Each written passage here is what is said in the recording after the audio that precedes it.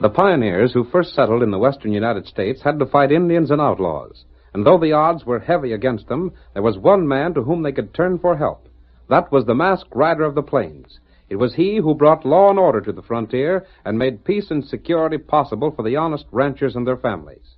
Now return with us to those thrilling days when the West was young. From out of the past come the thundering hoofbeats of the great horse Silver. The Lone Ranger rides again.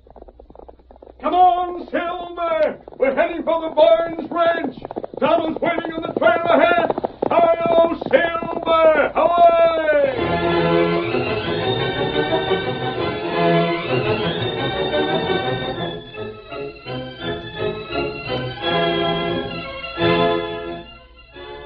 As our story opens, Joe Barnes, who had been a guest at his brother's home for supper, picked up his hat and prepared to leave the ranch house for his cafe in town. Pete, you're the luckiest feller I know of. You got a wife that can outcook anybody I ever heard tell of, and a young'un that's grown so fast to be a top hand before you know it. I reckon it ain't everybody that's been as lucky as me. I ain't complaining, am I, Molly? You just better not. Well, I'll be running along now. Sorry I can't stay and spend the evening with you. You're welcome anytime, Joe. We ain't seen much of you lately.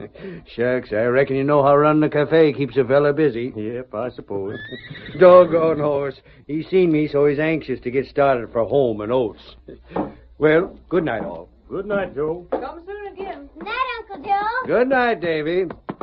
Steady there, blast you. Maybe you folks can come to town and visit me sometime. We'll see about it. Get up there. Get up there. And then again, maybe it'll be fixed so they won't get to town. Come on there, blast you. Get along there. There's a grove of trees where I told the fellas to meet me. You just better be there. I'll have something to say to them that'll blister their hides. Get along there. Yeah, this ought to be just about it. So blasted dark, I can't hardly see a thing. Oh, there. Oh. Red. Hey, Red. Are you here? That you, Joe? Who else you think it'd be? Where are you? Just a second. Come on, fellas. I was beginning to think you was going to stay there all night. Oh, I got away as soon as I could. How about the ranch? Everything set? You won't have no trouble at all. Most of the hands are in town, and what's left you can take care of easy. Pete said they was in the bunkhouse. Your brother don't suspect nothing, does he? Him? That fool don't know enough to suspect anything. Well, ain't no use standing here talking. I'll get back to town so nobody will suspicion me and you get started. Hold on a minute. Yeah? I happen to know a few things, too. One of them is that Pete's got cash hid away somewheres. What if he has? You got any objections to our getting a hold of it for part of our pay? You'll do no such thing. In the first place, you don't keep it hid in the house. If you go to looking for it, you waste too much time. We could sort of persuade one of them to talk. Nope. Forget about that cash. After you've finished them off, the ranch will come to me. Then you'll get every cent I promised you. And if that ain't enough to satisfy you, say so now. Oh, we ain't kicking. Then get on about your business. I'll stay in town long enough for an alibi, then meet you over to the old cabin to hear how you come out. That understood? That old line cabin, you mean? The same. We'll be there. You better be. Well, I'm heading for town. Get up there. Come on, get up there.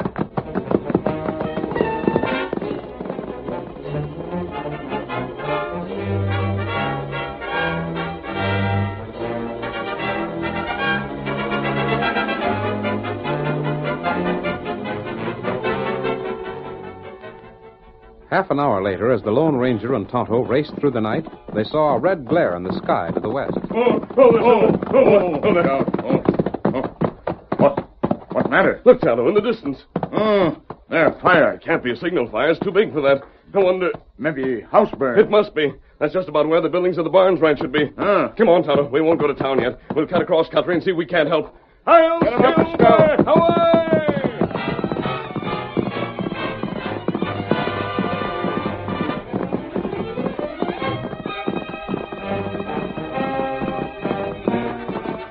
The masked man and his faithful Indian companion urged their horses to their greatest speed. But swiftly as the two men rode, the fire had almost completed its work when they drew near the ranch house. The place seems deserted, Tonto. I don't understand why the people who live here wouldn't stay to keep the fire from spreading to the other buildings. Not plenty. There's over. We'll take a look around, Tonto. I'm afraid we're too late to save anything from the ranch house. You look.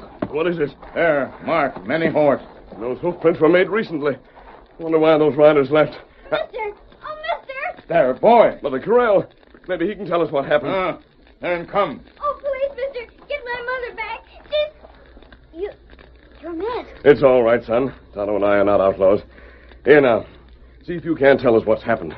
Even if you are, you ain't one of them that killed Pa. Your father was killed? Come now, if you cry, you won't be able to tell us about it. If that happens, then we can't help you. I'll try not to cry, mister. Pa used to say it was only woman folks crying. What's your name? Davy Barnes. Pete Barnes, son? Uh-huh. Tonto, it was Pete Barnes, the owner of this ranch, that was killed. Dave, who did it? I never seen him before, mister. They just rode up to the house, run off the hands, and killed Pa without giving him a chance. And what happened to your mother? They tried to get her to tell where Pa hid his cash, but she wouldn't do it. But where is she now? They said they was going to make her talk.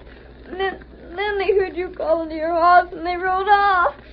They took her along. Oh, please, mister, get her back, won't you? You just got to. We certainly will, Dave. Did they try to harm you? Ma, she made me run and hide when the trouble started. But why did they set fire to the house? Ma tried to get away from them and bumped the table with the lamp. I see. Tonto, it must have been the hoof prints left by the outlaws we noticed. What's that? Maybe it's posse. The fire was probably seen in town. Perhaps one of Pete Barnes' men got there and reported what happened. If that's the case, they'll shoot first and ask questions afterward. Here, Silver. Here, Scout. The child's safe, and we haven't time to explain ourselves. Here, come on, Tonto. We're following those outlaws to the hills. Me ready. Hail, Silver! Get 'em up, Away!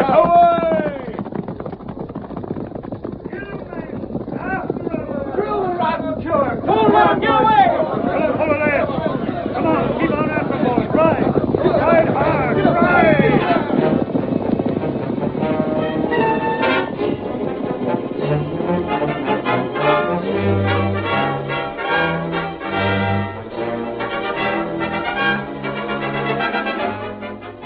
The sheriff and the men who rode with him soon found that their mounts were no match for those of the masked man and Tonto, and finally they turned back to the ranch house.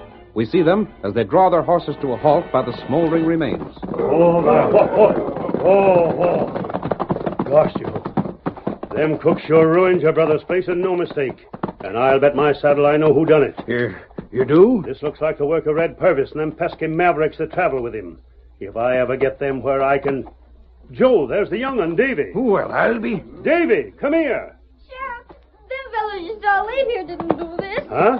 Wasn't they one of Red Purvis's gang? I don't know about that, Sheriff, but if it hadn't been for them, I'd have been killed too. Tarnation.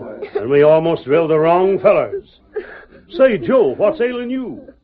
You look as if you'd seen a ghost. It's nothing, Sheriff. I reckon I was kind of surprised seeing the boy was still alive. Yeah? You know yourself, Sheriff, when Zeke rode into town telling about the raid, he said that it looked like them outlaws aimed to kill off everybody in the ranch house. It's too bad Zeke and Clem were the only punchers here. Maybe this wouldn't have happened. Sheriff. Huh? What is it, Bub? Those men took Ma away with them. What's that? She's alive, too? They tried to make her tell where Pa's cash was. Why, the double-crossing... What'd you say, Joe? I was just saying the dirty skunks ought to be hung for a trick like that. I'm just wondering what we're going to do with Davy. Don't take me away, Sheriff. Shucks, you can't stay here the way things are. Davy, you'll come home with me. Of course you will. I'm your uncle, ain't I? But I don't want to go. Now, Davy, I reckon Joe's got the right of it. Your pa being dead and your ma gone, it's your uncle's place to look after you. Oh, all right. Give me your hand, Davy. I'll help you into the saddle. Up with it. There you are. Well, Sheriff, what do you think we ought to do now? Go back to town. That's all we can do.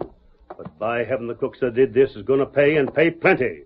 All right, men. Come on. Get up there. Get up there. Come on.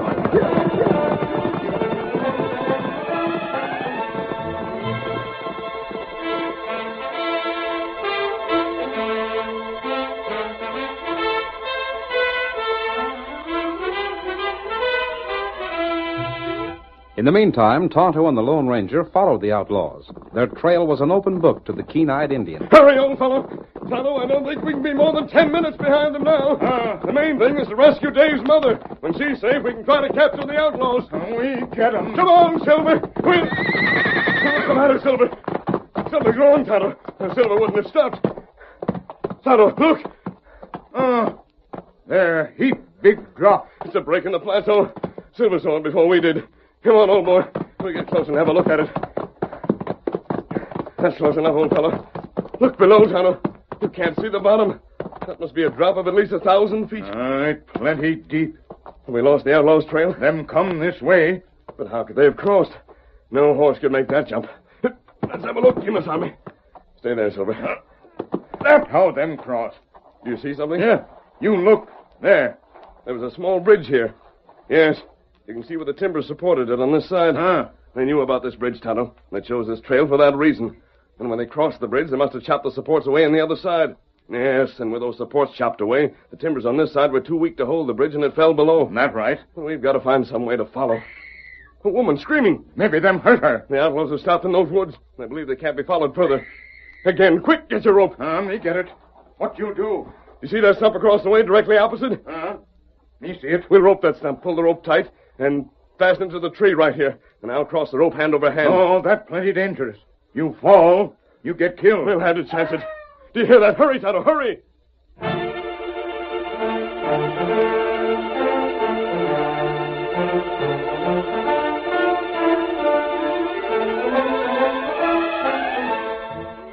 All right, I'll ask you once more. Where did Pete hide his cash? I won't tell you. I won't. You might just as well, ma'am. You ain't going to live long enough to spend any of it anyhow. Oh, you'll kill me whether I tell you or not. Red, she's the stubbornest critter I ever seen.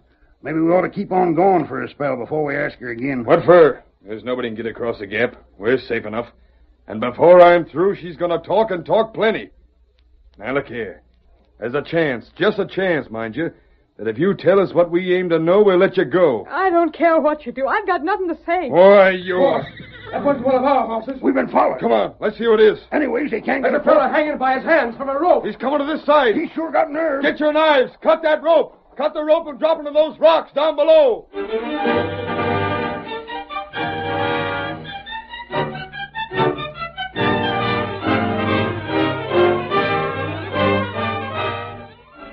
The curtain falls on the first act of our thrilling Lone Ranger drama. Before the next exciting scenes, please permit us to pause for just a few moments.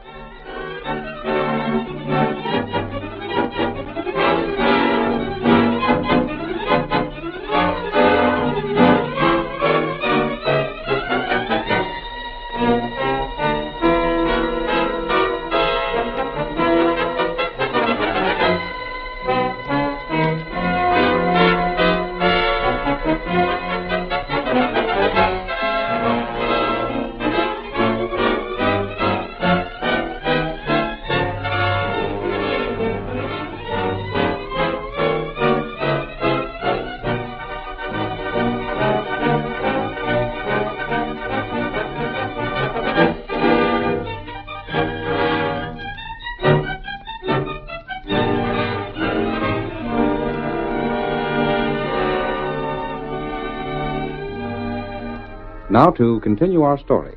The Lone Ranger, crossing the chasm hand over hand, was discovered by the outlaws on the other side. They rushed forward to cut the rope and send the masked man plunging to his death. Hurry up and cut that rope. I got my knife here. I'll cut it. Look out! There's another fellow on the other side. He's shooting at us. Run for cover. Blast it. Cut that rope first. I ain't going to get drilled. Get back to the tree. You yellow coyotes. If you aim to get drilled, cut it yourself. I can't do nothing alone. And come on back with us. We'll drill him after he climbs up. I'm coming. I want no use for our risking ourselves out there in the open, boss. The other fellow would have got us for sure. Blast him. There he is. Climbing up. Blast that partner of his. We should have finished him. Now he's shooting. Look, and the other fellow's starting to climb across the rope. Come on. Get back where the trees are thicker. Even if they do get across, we get them holed up. They can't break through us. That's right. We take cover where we're safe. Then we can pick them off any time we get ready. That's good sense. Yeah, here. This is good enough. The second hombre's almost across. That's just fine. But when they're both on this side, I got a notion they'll wish they'd stayed where it was healthy. I'll see if I can't hit one of them. You missed. That's just doggone light. If the moon would only stay out from behind them clouds, I could aim better. Now they're both across. Look where they're going. They're running for them rocks. Pick 'em off. They made it. It don't matter. We can wait 'em out. Well, I'll be. What's wrong, boss? Look. Back by the horses there. I don't see nothing. That's just it, you fool. The woman. She cleared out. Didn't nobody have sense enough to watch her? Where'd she get to? I can tell you. Huh? She sneaked away and circled around. Right now, she's behind them rocks with the polecats that followed us. Leaping lizard. Well, anyway, we know where the three of them are. Now let them try and get out of that spot alive.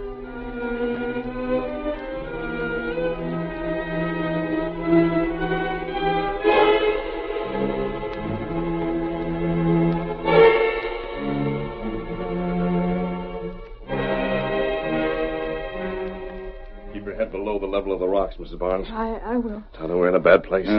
Plenty bad. We have only these rocks to protect us. We can't retreat because of that chasm, and it'd be suicide to attempt to go ahead on foot. We're badly outnumbered, and our ammunition is limited. If they wish, they can wait until our bullets are gone, then rush us. Or simply sit back and starve us out. That's right. You got plan? If it wasn't for Mrs. Barnes, I'd suggest attacking and taking our chances. Please don't think of me. Do what you think is best. No, Mrs. Barnes. We'll all escape, or none of us will escape. But... That Silver. Look at him, Tonto. He knows we're in trouble, and he wants to help. Him fine horse. But there's nothing he can...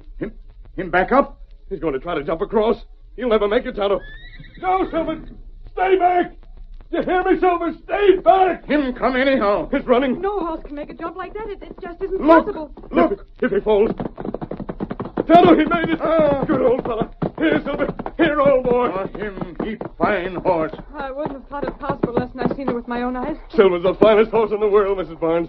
Aren't you, old fellow? Now what you do? Silver's given us a chance, Kimasabi, but we'll have to act fast. You think you could ride Silver through those outlaws?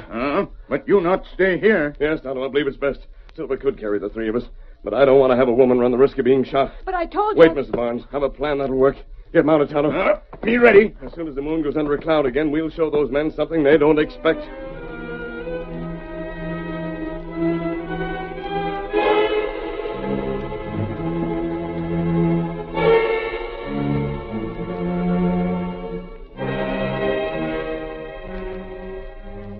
Fellas, you could search from here to the Mississippi and never find another horse that can make a jump like that one just did. Stand to one side, boss. I'll put a bullet in it. Why, you put that gun down. But, boss... You drill that horse and I'll drill you. That's the finest horse flesh I ever seen. I'm saving it for myself. You heard me, didn't you? You mean you're going to take that horse? You just bet I am. When we finish them two fellas and a woman off, I'm going to have me a real horse. Well, I can't blame you none for wanting it. If you're set on shooting something, Lefty, try to draw a bead on them two-footed critters. It's getting too dark again to see good, boss. The clouds are beginning to cover up the moon. Well, we'll get them in the morning anyhow. And then we'll see Get you... up, Silver. They're making a break for us. Drill him! Come on, fella. He's coming right at me. Watch out. It's a redskin. He's alone. He'll trample us. Out of my way. Get him up. Silver. He got through. I'll fix him. You can't hit nothing going at that speed. You blasted doggone fools. You let my horse get away. He wants your horse. Just as good as... Horse. Huh? Where's the other two? The first fella to climb across the rope and the woman. Why didn't they ride out? That's funny.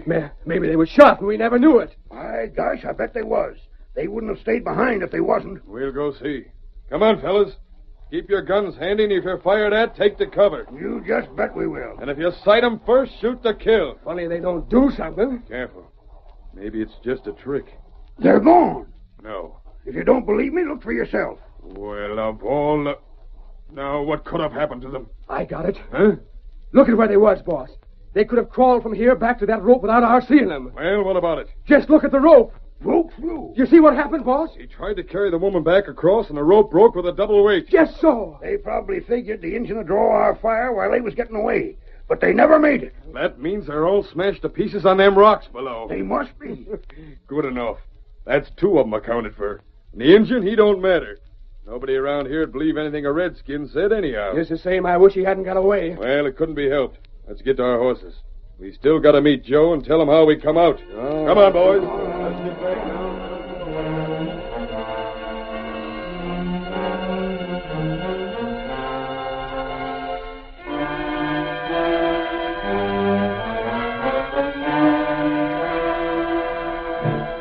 Red Purvis and his followers mounted and rode to the cabin where they agreed to meet Joe Barnes. When they arrived, they found Joe waiting for them.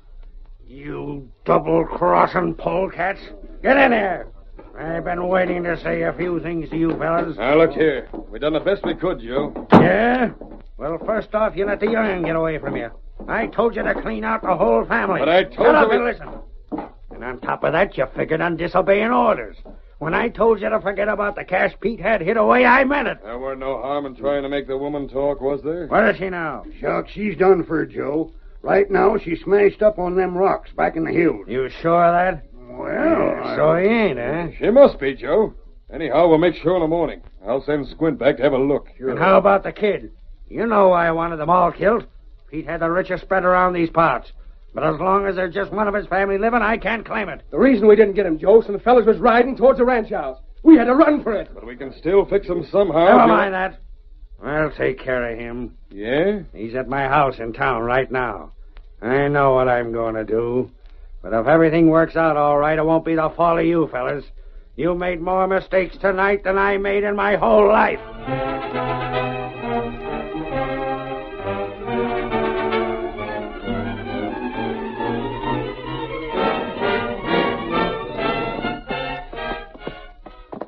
You've done good work, Tonto, but you've been in the saddle for hours. You've had to ride around the gap to get your horse, then back again to us. Time you return to camp and rest. No, Tonto not tired. Me here, outlaw scheme. You did? Me follow him to old cabin. Tonto tell you when we ride. Me want help get outlaw. Yep, very well then, Kemosabe. Yep, you come, Mrs. Barnes. All right. Yes, sir. Come on, Get Silver. him up, Scout.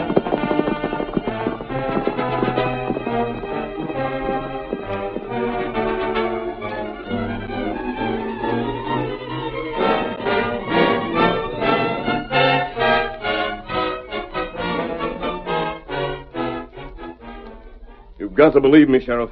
Gosh, I don't see no reason why you'd lie to me.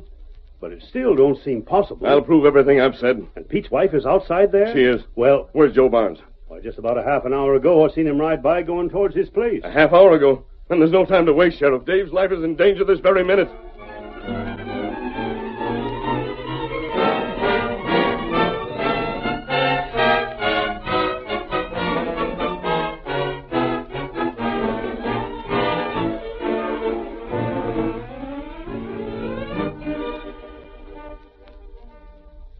Ain't you tired yet, Davy? I don't want to sleep, Uncle Joe. I just can't sleep. Sure, I savvy how you feel. But I got something here that'll make you rest. And tomorrow you can get up again and give us some help in finding your ma. What's that drink you're fixing? It's what I said would help you get to sleep. There. It's all ready and it won't harm your mind. Do I have to drink it? Shucks, I know what's best for you and what ain't. Now you drink this down, and in no time at all you'll be dozing off. Yes, sir, you'll be ready for a good long sleep. Give me it, Uncle Joe. Sure. Now you just take it. What the? What? Why, it's the same Matt feller. Come on in, Sheriff. I'm right with you, stranger. What's the meaning of this? What Give do you me mean? that. Here, let go of that glass. I got you covered, Joe. You do like the masked fella tells you. Now, look I'll here. take it. Now, what's in this glass? It's nothing, mister. Just something Uncle Joe was fixing so as I'd be able to go to bed and sleep. Is that all it is, Joe? Why, sure. What else would it be? And I think you need it worse than Dave does. Let's say you drink it. But I don't need Drink it anyhow. No, I won't. Sheriff, what's right he got to say that I got to do anything? I told you once to do like he says, Joe, and I warn't fooling. But wait, listen, Tonto, hold him, and we'll pour it down his throat. Tonto, No, you can't do that to me. Drink. Get away, let me alone. Drink it. Sheriff, stop him. They're trying to poison me. You can't let them do that. Poison you, eh? Well, you got it coming. Go ahead, stranger. No, please, let me go. I think that's enough evidence, Sheriff. He's admitted that he was going to poison the boy. Poison me? Yes, Dave. There's nothing to worry about now. How'd you know I Tonto was... heard you telling your plans to your friends at the cabin, Joe. He couldn't have. Red didn't tell you about the Indian who escaped him. And he didn't know that when Tonto rode away, Mrs. Barnes and I took advantage of your friend's confusion to hide ourselves in a tree. We'd fixed the rope to make it look as though we'd fallen to the rocks at the bottom of the cliff. The fools. When Red and his men went to the cabin to meet you, Tonto followed them to see what they would do. Then he met me afterwards and told me your plans. Blasted redskin. And right at this minute, Joe, I got all my deputies headed for that same cabin. And you and your outlaw friends can talk it over in jail together. Jail? Mm-hmm. And that'll be for just a short while before you're hung. But what happened to my ma? Didn't the masked men find her? Shucks, Davy. We've been saving that for the last. Suppose you take a walk to the door and see if maybe she ain't outside on the porch. I wouldn't say for sure. I ain't one to make statements I got a tie to. But it wouldn't surprise me none if that's where you'd find her. Hello, Silver! Away!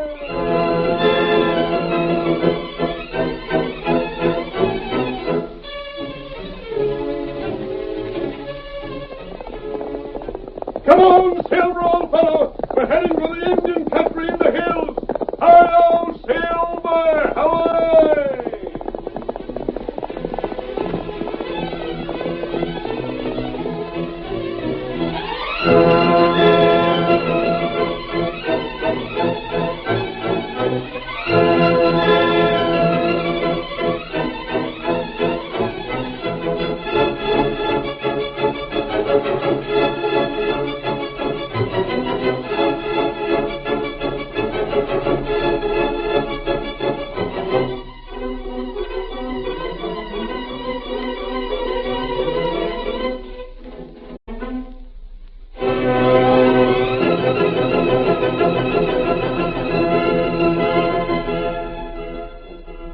The story you have just heard is a copyrighted feature of the Lone Ranger Incorporated.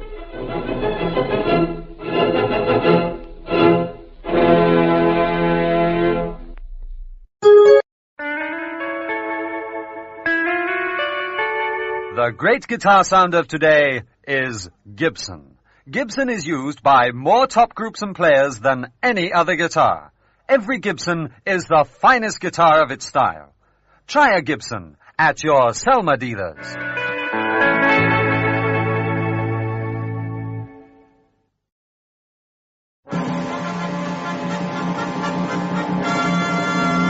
Tudor Queen, the queen of canned meats. Tudor Queen ham, Tudor Queen ox tongue, Tudor Queen chicken, Tudor Queen luncheon meat. Rich in history, rich in quality, rich in value. Tudor Queen.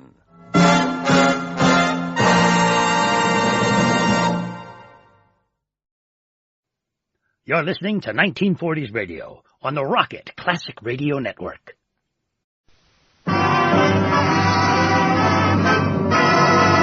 Andy, you know what that music say? Yes, sir, Amos. That music say, good health to all from Rexall.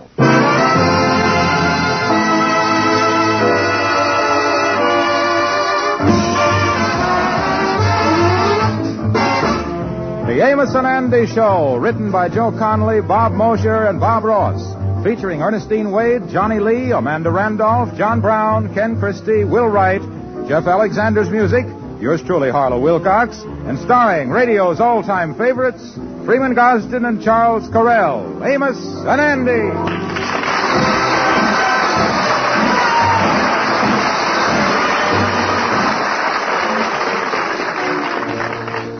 How do you do, ladies and gentlemen? This is Freeman Gosden. In just a few minutes this evening on this program, you're going to hear an important announcement from your Rexall family druggist. I would appreciate it if you would listen to him very carefully. And here's the reason why. What he has to tell you can save you money on your drugstore needs for months to come. So listen carefully, please. Thank you.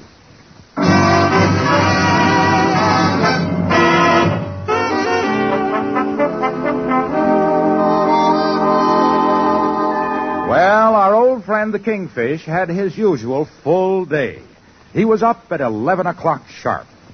Down to the pool hall for a little exercise. Lunch on the cuff at the local beanery. Then he and Andy took in a late movie. And now it's 6 o'clock, and the tired businessman is just returning home. Well, let me get in the apartment here. George Stevens, is that you, you no good lazy loafer? She must want something. She's trying the sweet approach. Yes, it's me, honey. Well, I've been waiting for you, George. Yeah, well, hey, honey, what is these two suitcases doing in the hall?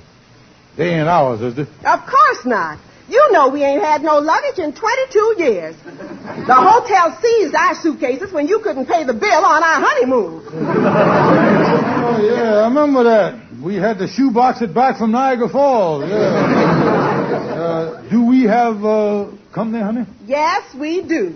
Mama is moving in with her. Now, wait a minute. That old goat ain't gonna... George, don't you dare call my mother an old goat. All right, that middle-aged goat then. I don't care. She ain't moving in here. She'll eat us out of house and home. George, Mama is not a big eater. Oh, no. How about the last time she was here for the chicken dinner? She never raised her head from the plate. She was submerged in that chicken so long, I could have swore that she was breathing through a snorkel. She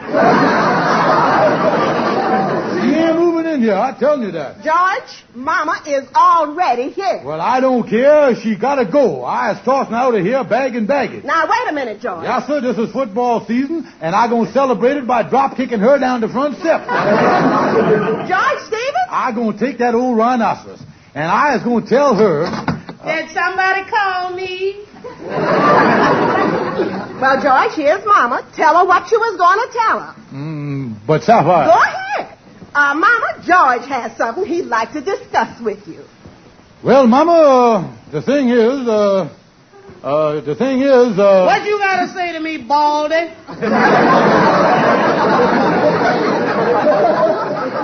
Well, you see,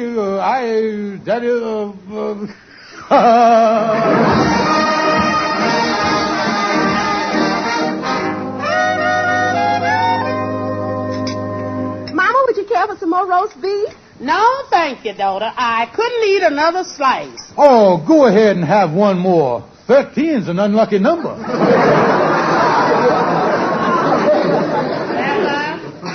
There's a certain person at this table that I find highly obnoxious. I ain't mentioning no names, but if they opens their big mouth once more, I'm going to hit him across the bald head with this gravy boat. George, you leave Mother alone. A certain party has brains enough to make wisecracks, but they don't have brains enough to go out and get a job. Well, speaking of brains, Mama, you don't impress me as no Phi Beta Kipper, you know.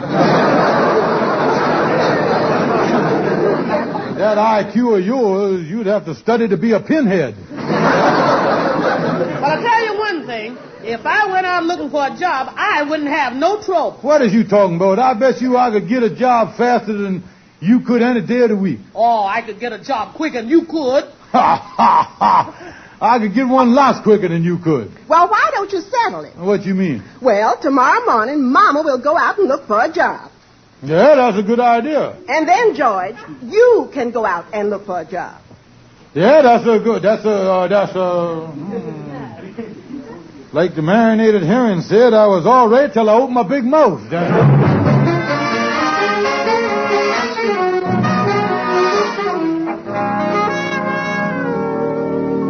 Hi, Kingfish. What are you doing down here at the lodge hall so early? Well, Andy, got up bright and early this morning and looking for a job, boy. Yeah, well, that's good.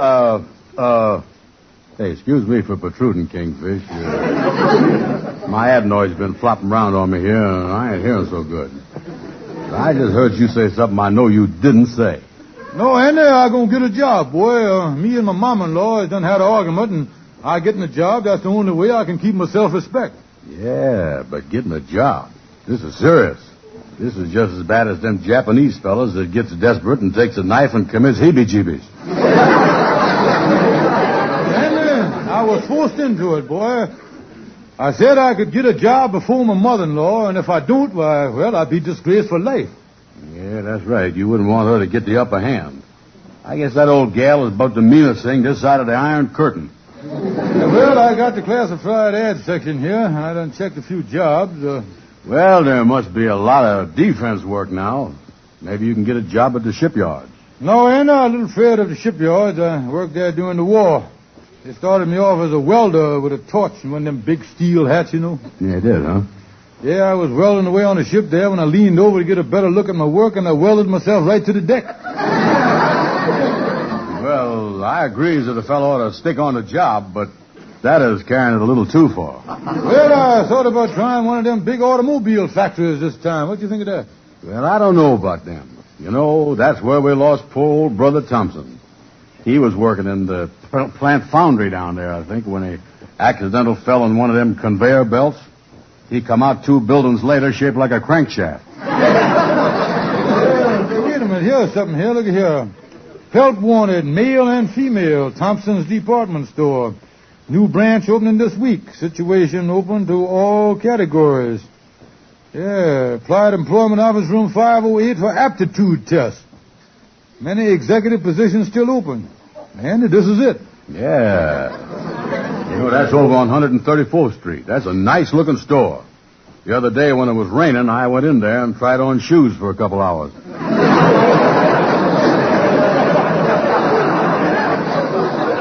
Yeah, I'll go over to Thompson's, and I'll show my mom-in-law who can get a job faster.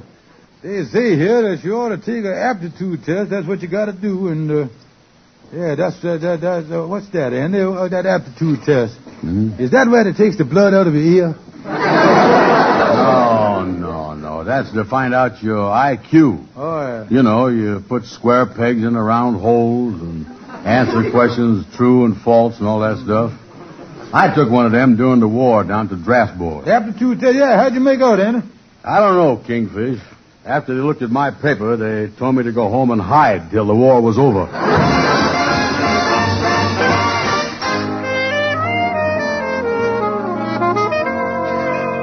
All right, pick up your papers on my desk here for the aptitude test. There you are. Here. Here's yours. You have a full hour. Can I have one of them, sir? Here you are. You have a full hour. Take a seat at any one of those desks. Oh, yeah, sir. Hello. Hello, George. Mama, what is you doing here? Well, I seen the ad in the paper. I'm taking the aptitude test, too. I bet you my brains will come out on top. Your brains? Huh. I see better brains than yours laying on a piece of Melba toast. What you talking about? We'll see about that. All right, everybody. Start the test. You have exactly 1 hour.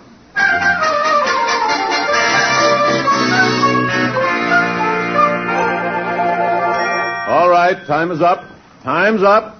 Turn your papers into room 515. All papers to 515. You'll be notified of the results of the test by mail.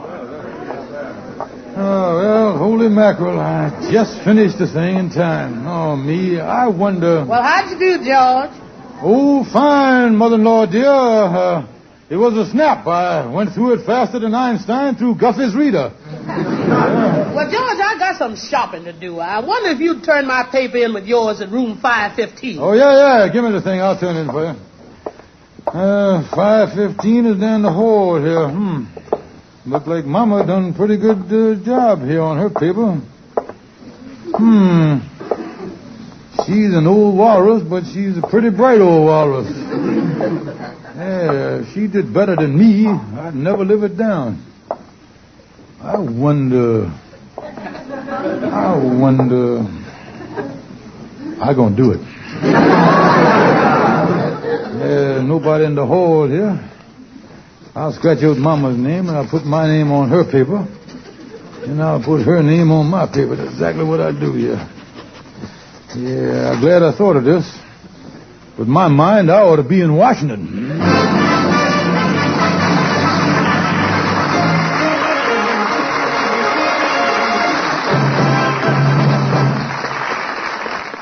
Good evening. This is your Rexall family druggist with the money-saving news Amos promised you I'd have. Next week's issues of the Saturday Evening Post, Life, Look, Collier's, and the Farm Journal will carry a 2-page advertisement on Rexall's famous 1-cent sale that starts October 18th. Now, this ad features 152 guaranteed Rexall products, every one of them offered at 2 for the price of 1, plus a penny. And that's not all. There are 52 additional specials you can't afford to miss. Be sure to check this bargain-filled ad on Rexall's amazing 1-cent sale. It appears in next week's issues of the Post, Life, Look, Collier's, and the Farm Journal.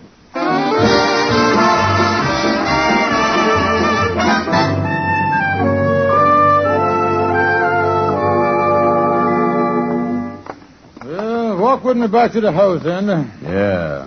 Say, you know, that was quick thinking, putting your name on your mom-in-law's test paper and her name on yours. Yes, Andy, I ought to be hearing any day now about the results. But tell me this, Kingfish. Don't your conscience pang you a little bit about doing this? No, Andy, it's the old law of the jungle. Eat or be et.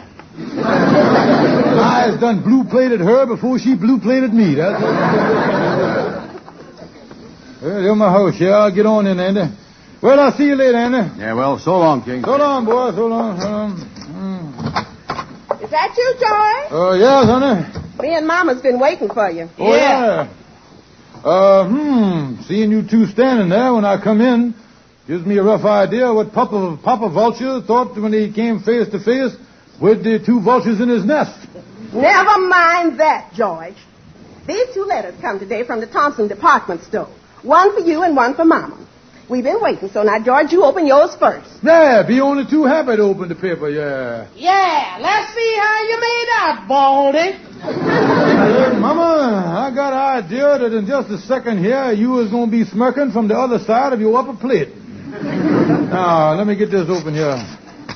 Let's see here. Dear sir, listen to this. This is to inform you that as a result of your aptitude test, in which you scored the mark of 74, placing you 45th in our list of applicants, you have been given the job in our delivery department as a messenger. Kindly report Monday. Ha, ha. A messenger. See there? There's brains for you. I got a job.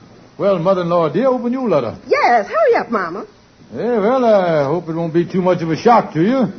I can see it now. It's going to say something like, Dear Madam, it is our unpleasant duty to inform you that there's no place in our organization for lunkheads.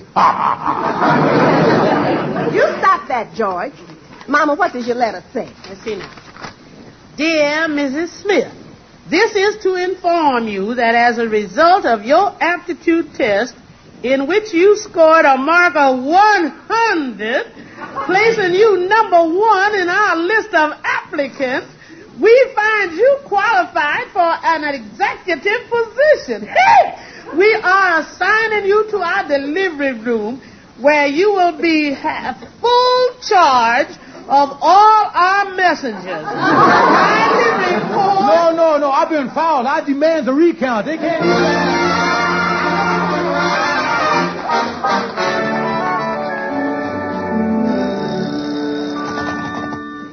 Hello. Delivery room. Mrs. Smith speaking. Oh, yes, sir. I'll put one of our messengers on it right away. Thank you. Come in.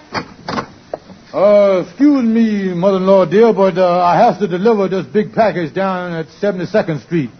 I come for car fare. Must I taxi it or must I bus it? It's only 62 blocks. You heel and tow it.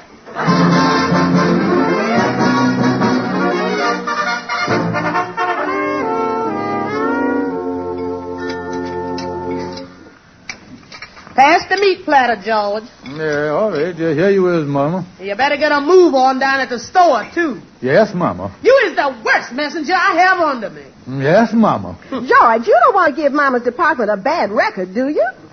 Yes, Mama. I mean, no, honey. No, honey. I don't want to. And where was you this afternoon when I was looking for you? Well, I saw her, Mama, but one of them big cases fell on my foot, and I went up to the infirmary to get him to try to stop the bleeding. Well, how dare you? In the future, if you got any bleeding to do, you do it on your own time. Yes, Mama.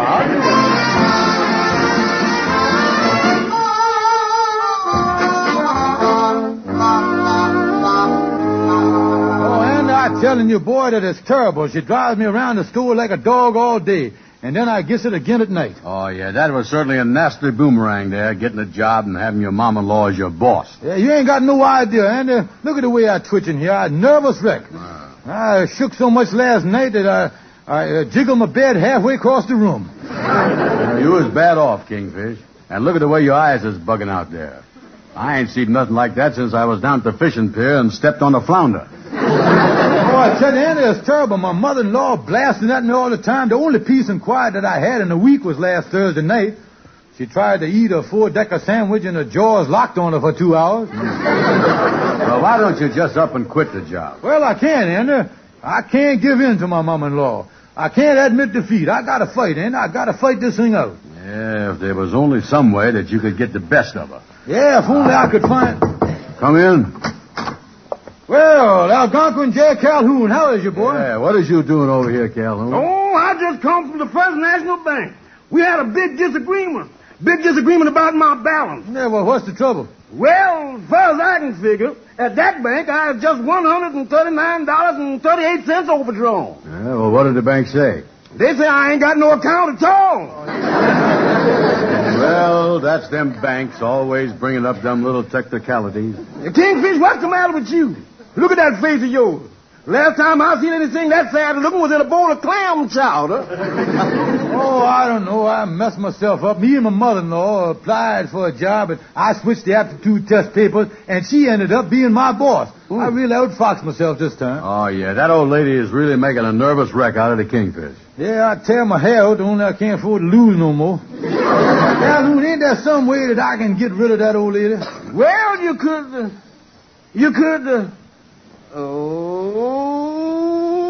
I don't know what you want us to do, but from the looks of your face, I think we'd get arrested if we'd done it. No, this is a practical idea. The thing for you to do is get the old lady fired. Fired, yeah, but how does we do that? Simple, just go to the boss and make up some kind of story about her being an undesirable employee. Yeah, Andy, this is Sunday. Yeah, we could go to the man who owns the department store. He's home, Mr. Monahan. Yeah, we can go right to his home. Yeah, we'll do it, Andy. It's our only chance. Hold on, me. Why is I always having this family trouble? Calhoun, I never heard about you talking about having no family trouble or having no trouble with your wife. No, boys, I ain't never had no trouble with my wife. You see, when I got married 18 years ago, me and my wife took a honeymoon trip to Bermuda on a big ocean liner. And on that trip, my wife done something that made me the happiest man and full of ceaseless delight and comfort for the rest of my life. What'd she do? She fell overboard.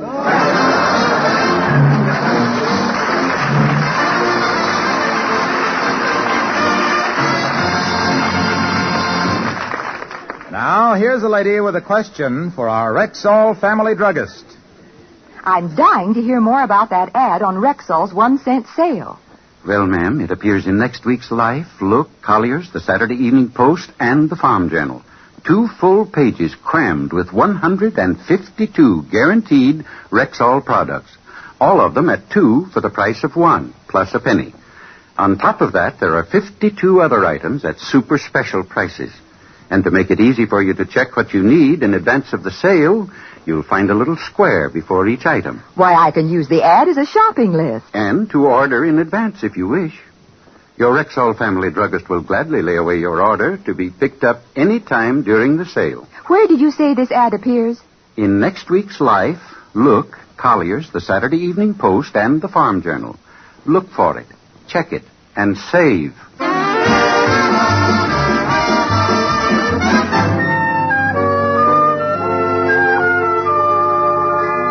Here's Mr. Monahan's house now. You remember what I told you to do? Certainly I remember. What do you think I is, stupid or something? Good. Now, you remember everything we're going to tell Mr. Monahan? Yes, I remember what we're going to tell Mr. Monahan. Ha! Ha! Ha! Who's Mr. Monahan? Oh, you big dummy. He is Mama's boss at the department store. We're going to get her fired. Oh, yeah. I was all right now, yeah. Knock on the door. Go ahead. Yeah, I hope he falls for this thing.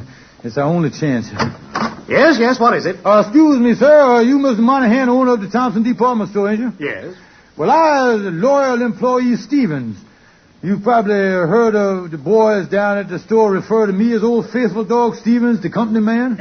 No, I haven't heard of you, but what do you want?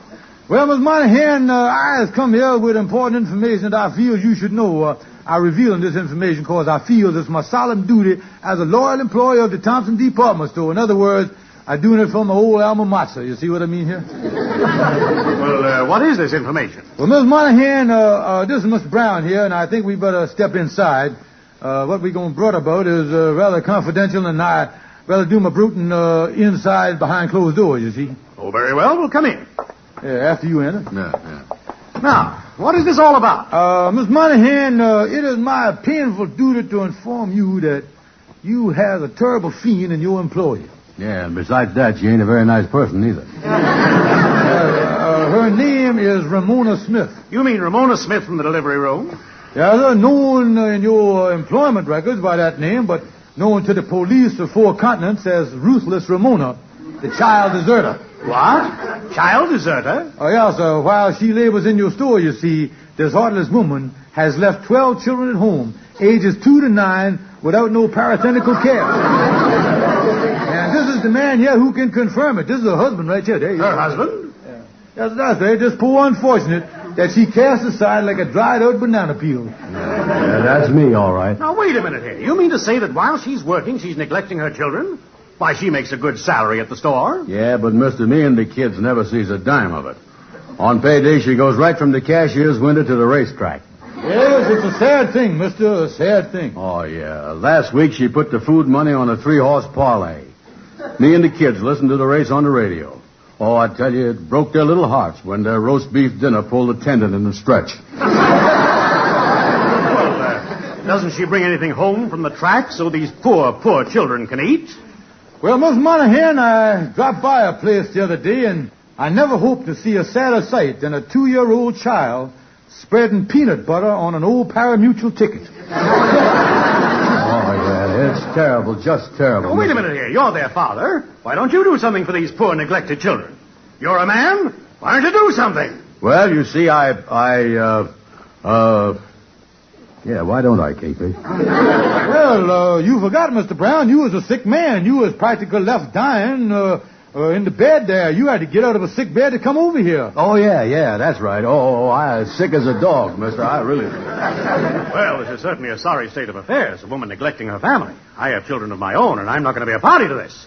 I won't have this woman disgrace my department store. Yeah. She'll receive her notice first thing tomorrow morning. Yes, sir. You've done a great service to the company, Stevens, and I won't forget this. Yeah, sir, I done it out of loyalty. Like I said, loyal Stevens, they call me the old faithful dog, you know. That's who I am. Why, the idea, a woman neglecting 12 children. She ought to be behind bars. I agree with you. Good day, sir, good day. Yeah, good day. Come on, here. Oh, boy, I didn't think we could do it, but we done it, Danny. We done pulled it off. Yeah. I got my mom-in-law fired. It was great work. Oh, say, what is the matter with you, Annie? I was just thinking, if I as sick as I'm supposed to be, I better go home and lay down for a while.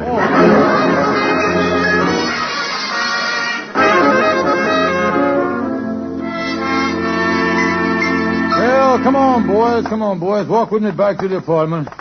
I'm a little tired, yeah? Yeah, I guess you had a big day at the store with your mom-in-law getting fired. Kingfish, this is the dirtiest trick you done ever done, getting your poor mother-in-law fired. She must be heartbroken. She don't even know what hit her. They fired her this morning. She tried to see Miss Monahan, but they threw her right out the store. Oh, yeah, I guess this'll convince her that men's is smarter than women's. Well, Kingfish, the only thing I hope is that you get a new boss that's 4 times worse than your mother-in-law.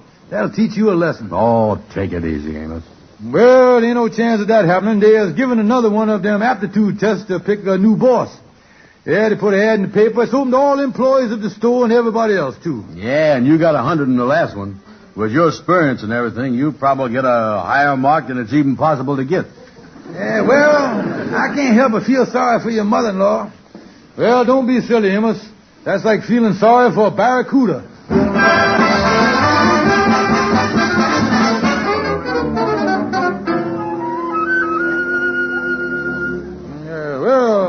What's going on here, fellas? What's going on? Well, they just posted the results of the aptitude test for the head of the delivery room. Yeah, well, let me see here. First, Stevens. Well, how you like that? Well, you certainly must have had a good mark. Yeah, Oh. Here comes Mr. Monahan. Hi, everybody. Quiet. I guess by now you've all seen the results of the aptitude test for the new head of our delivery room. Oh, yes, sir. We have seen the thing. Unfortunate we had to get rid of Mrs. Smith, but I think this time we really have the right person for the job. I agree with you there, sir. Results of this test show that this person has intelligence, resourcefulness, and outstanding leadership ability.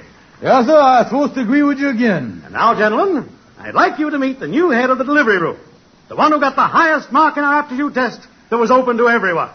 Come in, please. I want you to meet your new boss man, Mrs. Sapphire Stevens. How do you do, everybody?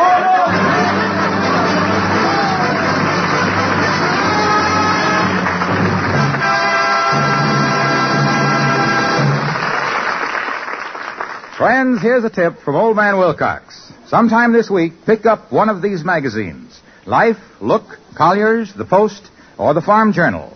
Turn the pages till you come to the 2-page ad on Rexall's 1-cent sale that starts October 18th. Then take a long look at this opportunity to buy twice as much for just a penny more.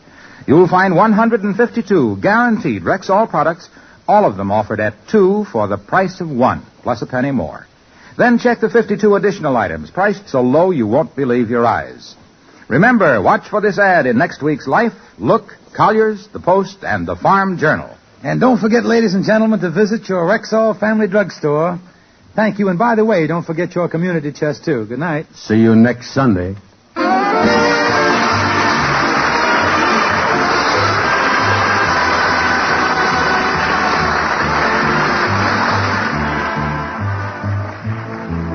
For the 1 woman in 10 with sensitive skin, there's Caranome Hand Cream. Like all of Caranome's specially designed beauty aids, it's hypoallergenic, pure, mild, safe for most sensitive skins. It softens, beautifies, protects.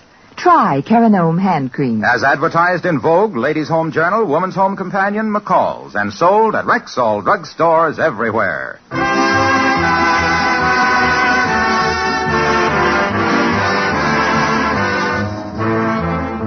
Be sure to be with us next Sunday at the same time when your Rexall druggist will again present the Amos and Andy Show. And tune in early, folks, on Sundays and hear my friend Irma, our Miss Brooks, the Jack Benny Show, and now following us, the Edgar Bergen, Charlie McCarthy Show on most of these same stations. Yes, sir. Sunday is Fun Day on CBS.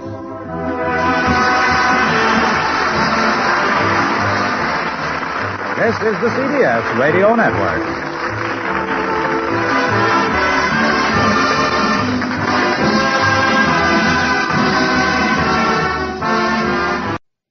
You're listening to 1940s radio on the Rocket Classic Radio Network. The Whistler, another signal mystery.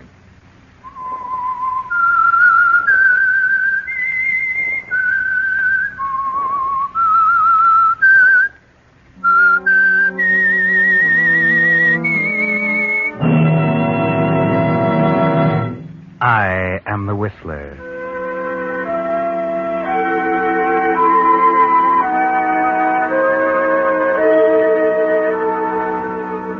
And I know many things, for I walk by night. I know many strange tales, many secrets hidden in the hearts of men and women who have stepped into the shadows. Yes, I know the nameless terrors of which they dare not speak.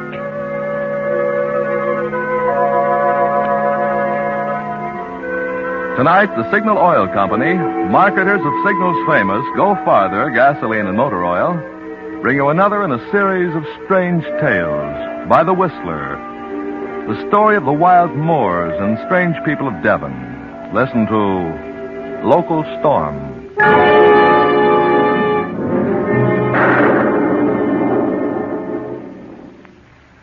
But first, I'd like to take a moment to tell you about Harry Carter, whose signal station out near one of the big motion picture studios I visited this week.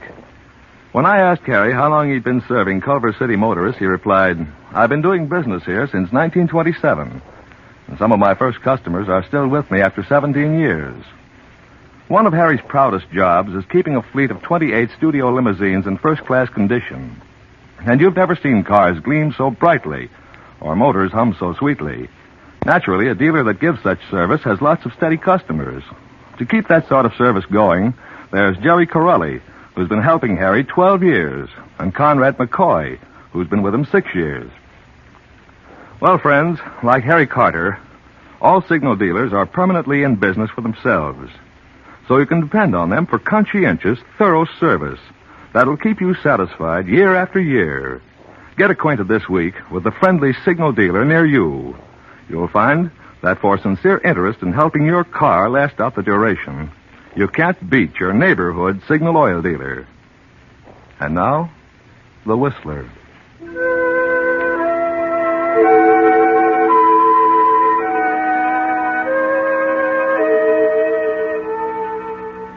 On the southwesterly tip of England, deep in the wild moors of Devon, lies the little village of Stone Cross. Invalided Mrs. Wentworth is one of the few residents of this lonely place. She hasn't been here very long, She moved from London after the Blitz to this, safer place and bought a little white stone cottage on the moor. She has few, if any, friends. Her neurotic ways and snappy tongue and commanding attitude have turned them away. She has few visitors. The vicar's wife occasionally, and Dr. Brooks more often. He's not really a doctor. He's a masseur, and he's in the living room of the cottage now, giving Mrs. Wentworth one of her treatments. It's not going too well. The unseasonable weather seems to have upset Mrs. Wentworth. Come now, try. Just once more, Mrs. Wentworth. Oh, please, Doctor. Don't ask me to try to move again. It's agony. Agony, I tell you. But you don't try. Please try to understand it's really mostly in your mind. It's a psychoneurosis.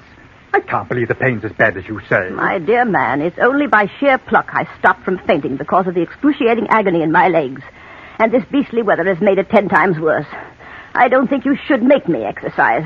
You know what the heart specialist in London told me. No exertion or excitement.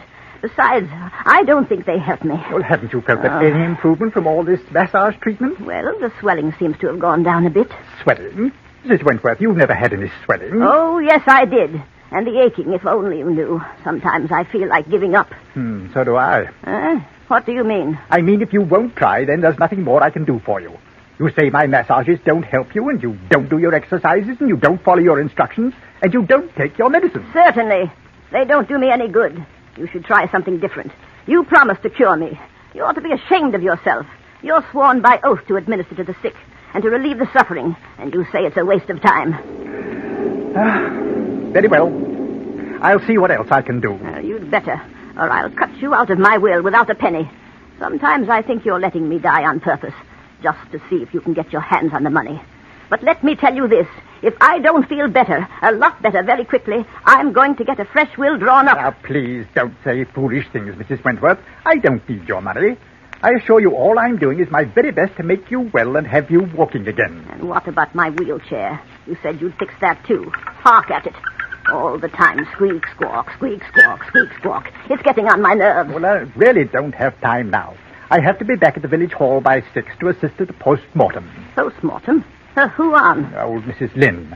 She was found dead last night, probably murdered. Good heavens, the vicar's wife. Yes, the vicar's wife. Oh, how awful. I never hear anything out here. I don't think you should leave me stuck out miles from everywhere with a murderer at large in this awful storm. I think it's Olive will take care of you. I really must go.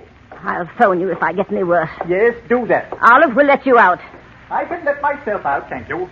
Good night. Good night.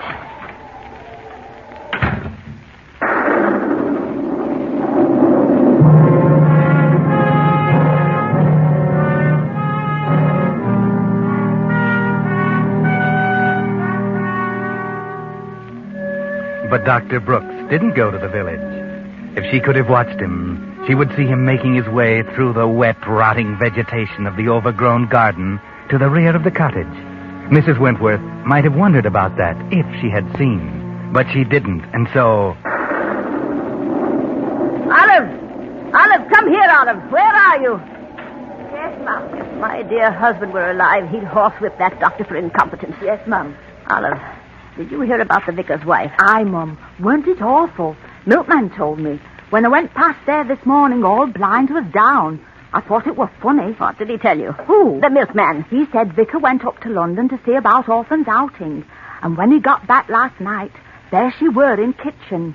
They say it must have been a madman what wrung her poor neck. Oh, keep quiet. Don't tell me such things. You asked me. Turn the wireless on. It's time for the news. Yes, Mum.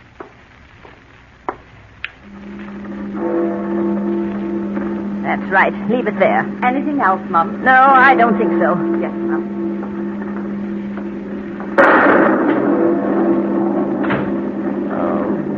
Oh, dear. Why don't they get on with the news? This is the BBC regional program. Before we get on with the regular news, we have a special police bulletin. The police warn residents of the county of Devonshire to be on the lookout for a dangerous criminal wanted for murder. This is his description. He is a man aged about 27. Ah! Olive, the lights are gone. Olive, come here, quick. Oh dear. Olive. I'll be here, Mum. Well, don't just stand there in the dark. Light the candles. Yes, Mum. Oh, what a ghostly place this is. Every time there's a storm, the lights go out. Just when one needs them most. I wish I'd never come to this God-forsaken place.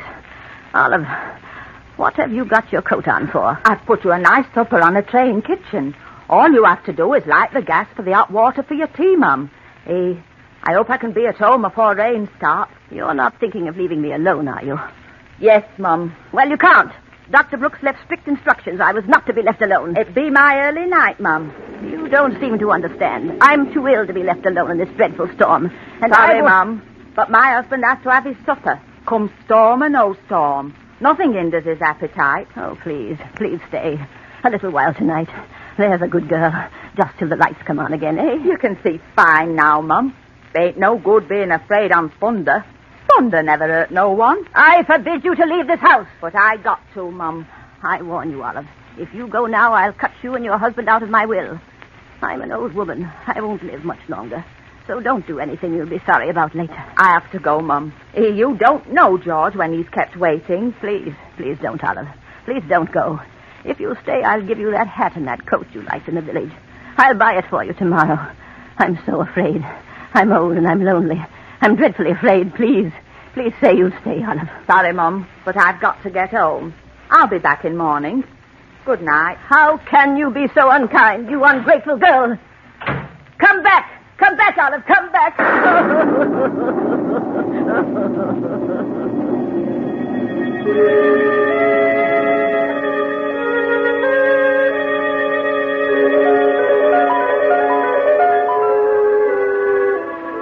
Yes, she's all alone now. Her old gray head buried in her hands, sobbing as if her heart would break. She stays that way for perhaps a quarter of an hour in the flickering candlelight. The only sound, the thunder in her sobbing, and then...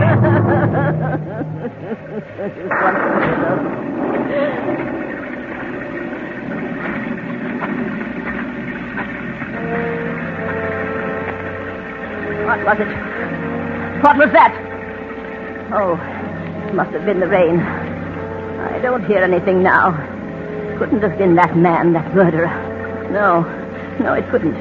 No one would want to harm me, a poor old invalid. No, I won't think of such things. I won't. No, I don't want to see it.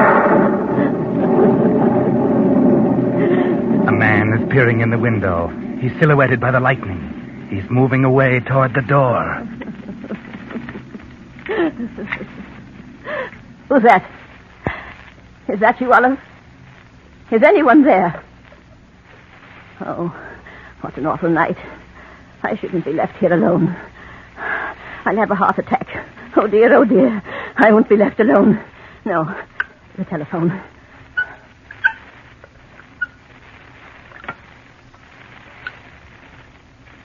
Why doesn't she answer? Oh, why doesn't she answer me? What number, please? What number, please? I want Waterfield, 1702. Waterfield, 1702. Yes.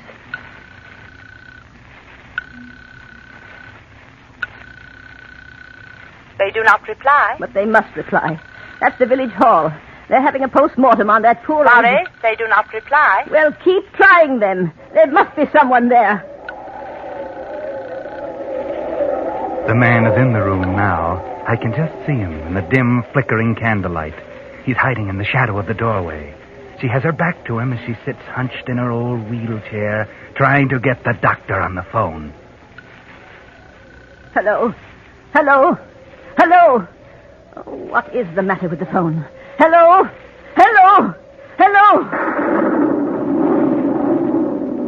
The man is right behind her now. He's raised his hands, huge hands, with the fingers outstretched, reaching toward her neck. Hello, it's James. Oh, drat the phone, drat the whole blessed place. What a place. What am I to do? What was that? I could have sworn I heard... Who's there? Oh, there's someone right behind me. Who is it? Who? Ah!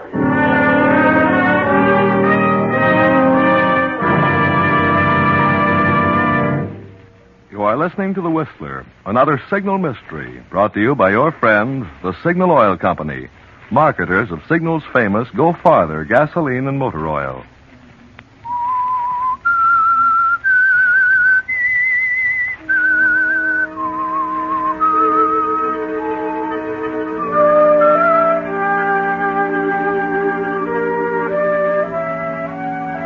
As the storm clouds thunder across the countryside, the invalid, Mrs. Wentworth, left alone in her solitary cottage at the edge of the moor, is startled by a hulking figure intruding into her living room. Could it be the murderer who is roaming the countryside? Could it be? Who is it? Who are you? Evening, Mrs. Wentworth. Hope I didn't frighten you. Oh, it's you, George. Yes, you did frighten me. I knocked, and as you didn't answer, I thought better come on in and see how everything were all right. Well, thank you, George. I'm very pleased you did. I told Olive I didn't want to be left alone, but she had to go and get your supper. I know. I just seen her. She told us how thunder had made you a bit jumpy. So I told Les, never mind about my supper, I said. I'll go and cheer the old girl up. Won't be long, for I has you laughing like a 16-year-old. Oh, George, you shouldn't talk like that. You really are a one, you are. Come here by the fire and get warm, eh? What you need is a drop of parsnip wine. Get roses back in your cheeks. I'll get it for you. Oh, you're a good boy. Get my supper, will you, George? It's all ready. Olive left it on a tray on the kitchen table. Won't be a couple of shakes or duck tail. Oh, what a difference it makes if you aren't all alone. I didn't think I was going to eat a thing.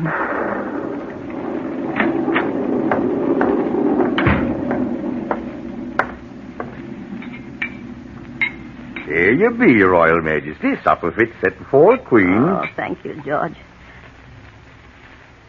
You don't know how nice it is to have you here.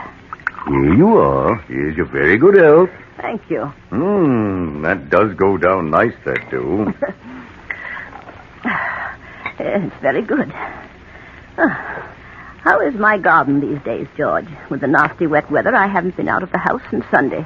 Garden be doing fine. What with mud and all, I ain't done nothing much from outside. Well, I saw you digging between the raspberry bushes. I think it was yesterday. Thought you said I hadn't been out. I saw you from the window.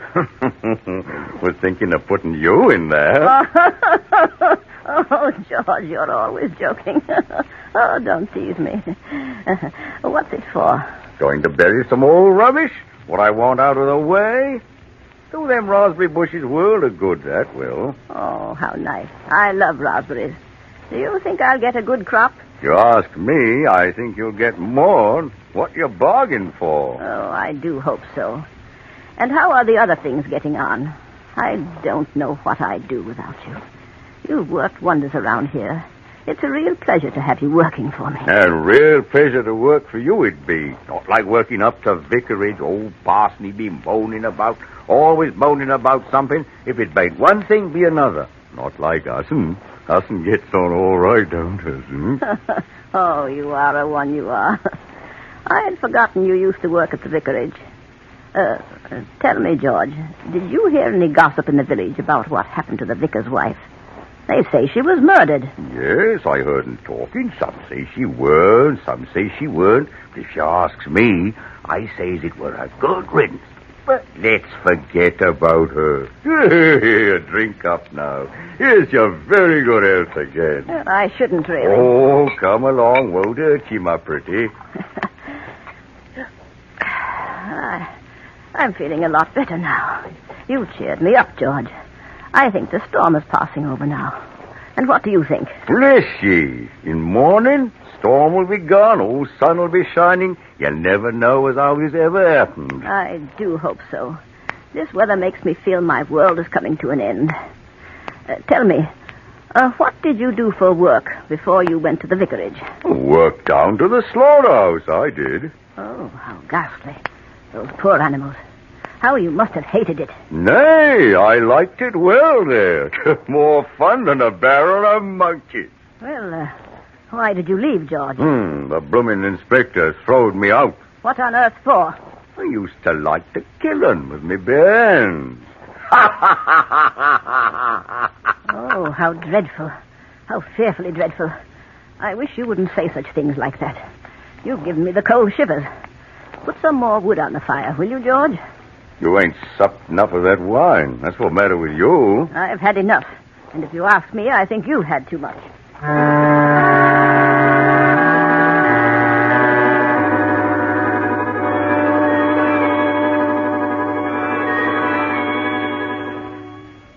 George gets up and puts more wood on the fire.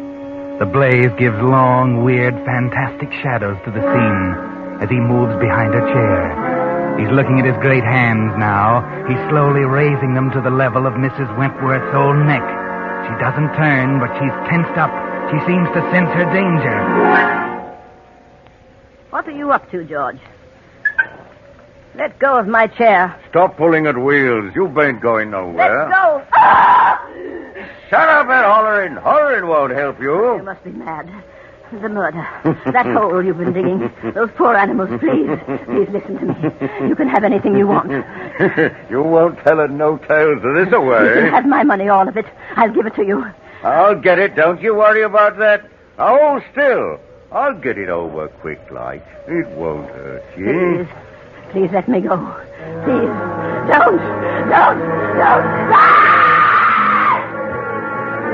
She's struggling, trying to move the chair by pulling at the wheels, but he holds it easily with one hand, while with the other he's reaching for her scraggy, fragile old neck. At the touch of his fingers, she struggles up from her chair and runs from him.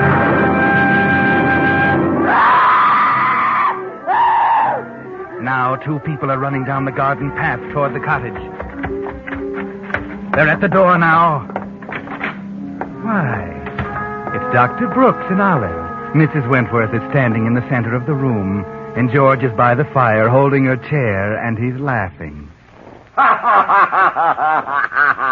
God bless you, Mrs. Wentworth. You'll be all right now. You'll always be all right from now on. Thank God it worked.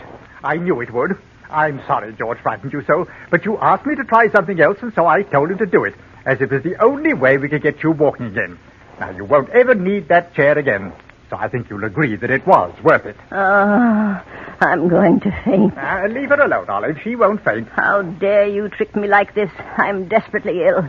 You might have given me a heart attack. Oh, there's nothing at all the matter with you. Get out of my house, all of you. Get out. Go on. Get out of my house. I'll see you're all sorry for this. Don't want to be well. You know what you'll be. You'll be an ungrateful old witch on wheels. And I hope you get struck like it. Get out! Get out, do you hear? You'll be sorry. The lot of you'll be sorry. I'll cut you all out of my will, all of you. Well, I'm certain that's all right with us, Mrs. Wentworth. None of us asked to be put there in the first place, so none of us will miss being taken out. If we ever were there at all. What do you mean, ever there at all? I mean, I don't think that we were in your will at all. That's only another device of your neurotic brain to force people to do as you wish. Well, I, for one, have had enough of such things. I've tried to help you, and I did. I proved to you tonight that you can walk, that there's nothing at all the matter with you. By frightening me nearly to death with that horrible man. Yeah, now, be that proper. Us were only trying to help you. Oh, never mind, George. Perhaps we'd best forget about it and leave her. Yes, get out. Get out of my house. You fiend. You fiend. Now, who could that be on such a night? I don't know. You better find out. Hello. Is Mrs. Wentworth at home? Yes, sir. Who shall I say is calling? Inspector Gentry of Scotland Yard and Constable Irwin of your village police. By gum, Scotland Yard. Inspector. Oh, come in, Inspector. Thank God you came here. I've just had the fright of my life. Is that right now, ma'am? Well, what caused it? These terrible people. They frightened me nearly to death. Well, now, that's hardly a nice thing to do. I can explain it, Inspector. Yes, perhaps you'd better. Well, you see, Mrs. Wentworth is my patient. I'm Dr. Brooks. This is her maid, Olive, and her gardener, George. Yes, I know. And you're her doctor? No, he's not a doctor at all, just a masseur. But I was giving Mrs. Wentworth treatments, and she didn't respond. I was sure that she was not really ill, so I tried an experiment to see if I couldn't prove it. And I thought she would, of course, realize that I was trying to help her. Oh, and what was the experiment? Frightening me to death, making me think George was going to murder me. Oh. Well, yes, you see, there'd been all this talk about the murder of the vicar's wife, and I asked George to come in here when she was alone tonight and act as if he intended to strangle her. In her fright, she got up from her chair for the first time in months. So you see, the experiment did work. Rather rough on the patient, though, don't you think, Doctor? Well, I didn't intend to upset her so much. I'm sorry if I made a mistake. It was really something of a joke, you know. Nothing to get so excited about. I'm not so sure about that, Mr. Brooks. Is this the man, Constable? Aye, that's him riding off, Inspector. You see, Mrs. Wentworth, I'm not so sure they didn't really intend to murder you tonight. Because, you see, we have positive proof that this man, George, your gardener, is the murderer of the vicar's wife. George? Oh, no. Inspector, you Oh, George! Look out! Get him, Constable. Yeah. Good show, Constable. That blow should hold him for a while. Inspector, I'm sorry. I had no idea. I'd never have done such a thing if I'd known. Perhaps not. You're not thinking that I could have been planning a murder with George? I didn't say that, Dr. Brooks. Do you have a guilty conscience? Oh, no, of course not. Mrs. Wentworth will tell you. I'm one of her best, her only friends here in the village. She'll tell you. Wait a minute. Mrs. Wentworth. Mrs. Wentworth! Oh, Mrs. Wentworth. Good heavens. I don't think Mrs. Wentworth will tell us anything, Dr. Brooks. And I'm just wondering. Wondering? What? Whether the law considers frightening a person to death murder.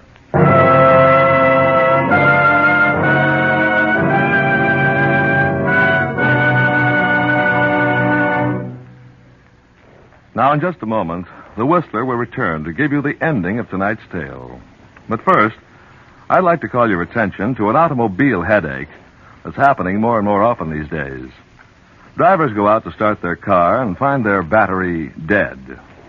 With all cars at least 3 years old, and most of them much older, it's only natural for batteries to be wearing out. But there's another reason for increased battery trouble: ration driving.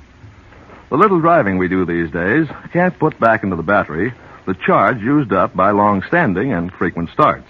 As a result, most batteries remain in a run-down condition and wear out sooner. Now, here's a tip.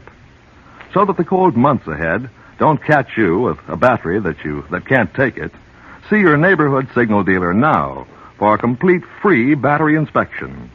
Your signal dealer has just received a fresh stock of quality batteries built to Signal's own specifications for longer service. Batteries so fine, they're fully guaranteed up to 2 years.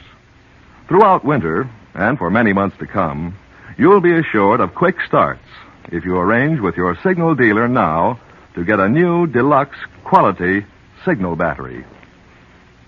And now, back to the Whistler.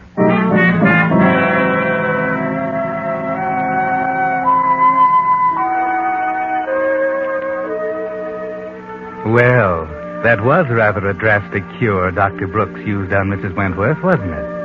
Yes, he cured her of her illness, all right, by frightening her to death.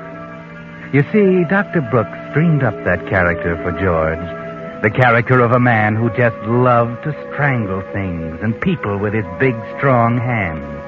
And he was utterly amazed to find that he had hit the nail on the head, that George actually was that character. George probably would have murdered Mrs. Wentworth some night anyway, just as he did his other gardening client, the vicar's wife. Quite a coincidence, wasn't it? So much a coincidence, in fact, that the police wouldn't believe it could be a coincidence, especially after they found out Dr. Brooks had a good motive for murder. Yes, you see, the good doctor was surprised to find that the old lady had named him in her will. Her death would bring him a tidy fortune. Another coincidence? Well, just one too many, I'm afraid. No jury will ever believe the good doctor's protestations of innocence. No, I'm afraid the good doctor will find himself convicted of a crime he didn't commit. A crime that wasn't a crime at all. The murder of Mrs. Wentworth.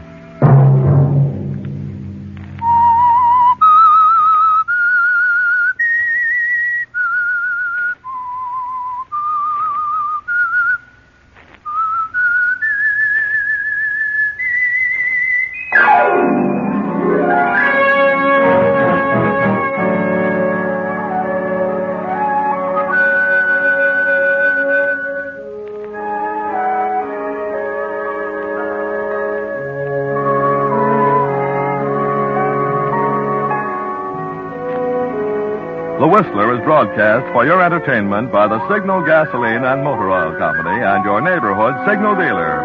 At your service to keep your car running for the duration. The Whistler was produced and directed by George W. Allen. The story by James Sussex. Music composed and conducted by Wilbur Hatch. This program is being transmitted to our troops overseas by the Armed Forces Radio Service. Next week, the Whistler changes its time of broadcast and will be heard on Monday nights at 9 p.m. Remember, the next Whistler program will be a week from tomorrow night, Monday, September 18th, at 9 p.m. This is Bill Pennell speaking.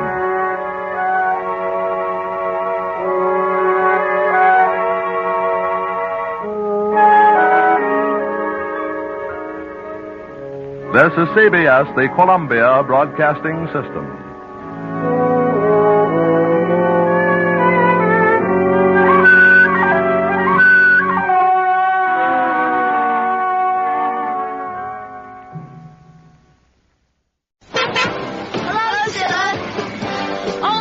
Nothing tastes nicer than Cadbury's Dairy Milk. Lovely, isn't it? And as anyone can see, every bar is chunky. Magic. Yeah. That's because there's a glass and a half of full cream milk in every half pound. That's why, sir, nothing tastes nicer than Cadbury's Dairy Milk. Than Cadbury's Dairy Milk! I've been gardening in white gloves. Just to prove that dirt can't hide from new Tide. Tide's been intensified to bring you cleanness no other low-priced powder can beat. I'm going to hide these filthy gloves in the pockets of these cords. Too tough a test for a low-priced powder? Not for new Tide. Now for those hidden gloves. How's that for cleanness? Proof that dirt just can't hide from intensified Tide. Try it. Classic shows from the golden age of radio. This is the Rocket Classic Radio Network. It's time for My Favorite Husband, starring Lucille Ball. Hello, everybody.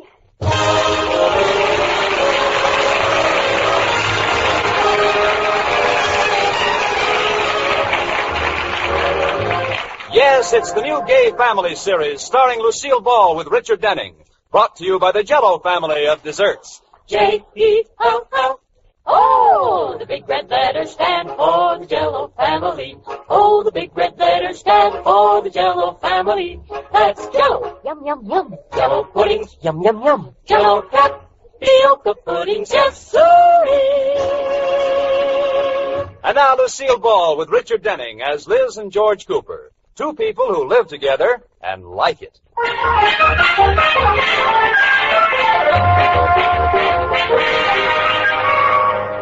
As we look in on the Coopers tonight, a familiar scene is taking place. Company is coming to dinner, and Liz is cautioning George about the evening's entertainment. George, the Atterberries will be here in a few minutes, so will you please raise your right hand and repeat after me? I, George Cooper. I, George Cooper. Solemnly promise. Solemnly promise. That after dinner tonight. I will not show my home movies. I will not... Oh, no, you don't. Oh, but George, they're so awful. A lot you know. I'll bet if I entered my movies in a contest, they'd win a prize. What for? The movie with the most people with their heads cut off? Ah, you're clever. You can't tell who's in your pictures unless you recognize their shoes. That will do. What did you use, a movie camera or a guillotine? One more crack and I'll put you across my knee. Well, George, I like the pictures. They mean something to you and me, but they're so boring to other people. They are not. They happen to be educational. Oh. Now take Grand Canyon, for instance. Oh, yes, pictures of the Grand Canyon in beautiful black and black. Well, they were a little underexposed. I forgot what kind of film I had in the camera. Oh, what's so funny? I was just thinking of the first day you had the camera and you held it backwards. Well, forget it. We had 100 feet of pictures of your right eye. Well, do me a favor, George. Promise me you won't show the movies unless the Atterberries ask you. Okay. Not unless the Atterberries insist. Good. Now raise your right hand and repeat after me. I, George Cooper, solemnly promise... I, George Cooper, solemnly promise...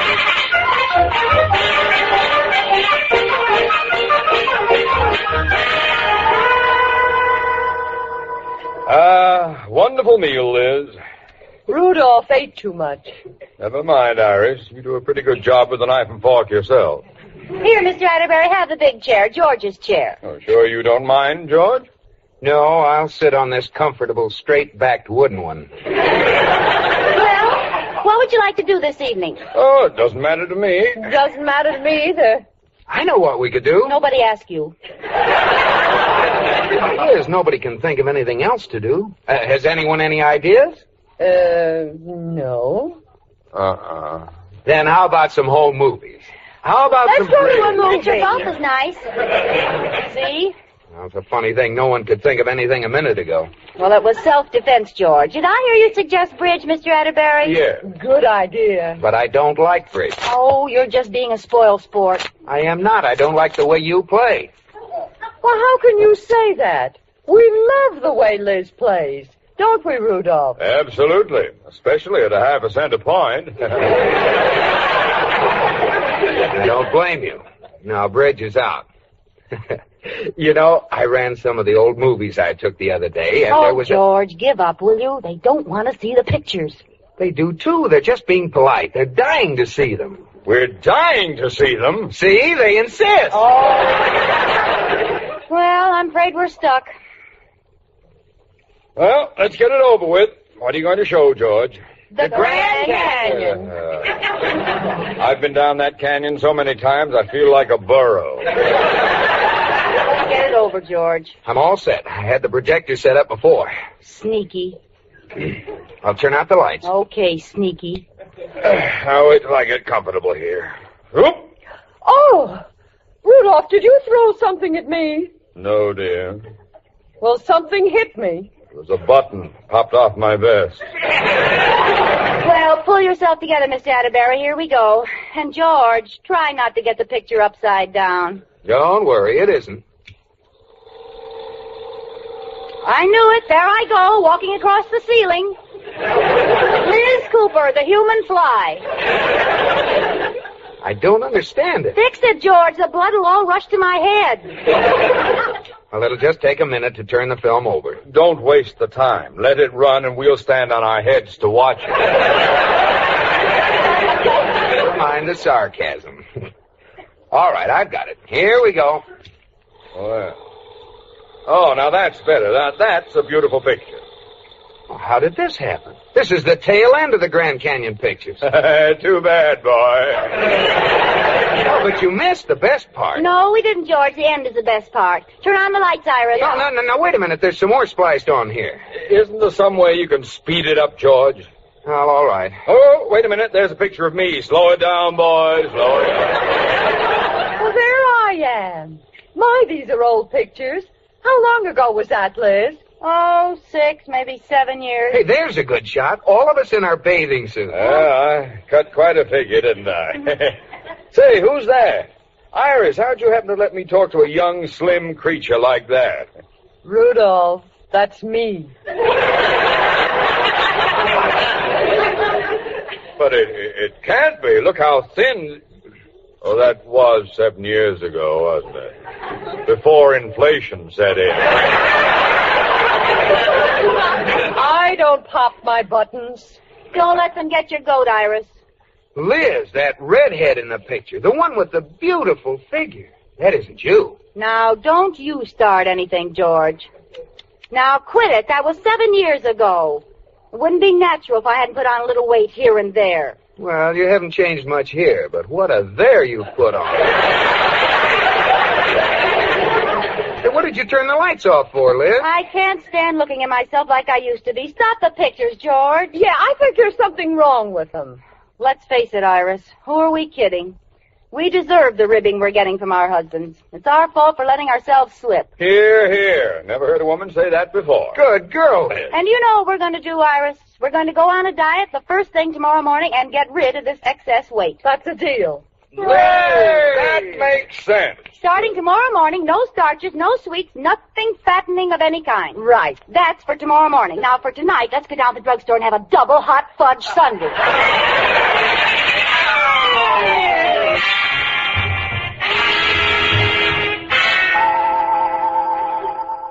Now, George, boy, watch me closely.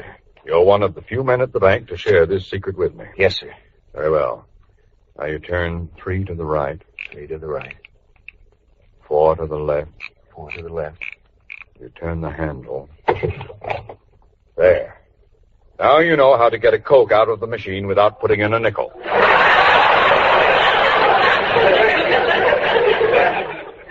Have a candy bar? Yeah, thanks. You know, we should feel guilty. Standing here eating candy and drinking Cokes while our wives are sweating out a diet. Oh, well, it won't last long. I don't think Iris will go through with it. No, I don't think she will either. What do you mean, you don't think she will? Well, you said... You do your talking about Liz. I'll take care of wrapping Iris. Well, I just thought that Iris is older and has more weight to lose. Now, just a minute. Iris may be a year or two older, but for a woman her age, she has a lot better figure than Liz. Oh, I wouldn't say that. Well, I would, and I just did. Well, Liz could lose her extra weight in half the time it would take Iris. In quarter the time. Why don't you put your money where your mouth is? What do you mean? We'll just weigh them in tomorrow, then at the end of a month, we'll weigh them in again. With the loser paying $5 a pound. Oh, brother, Liz will win in a walk. Then it's a bet, boy. You bet it's a bet, boy.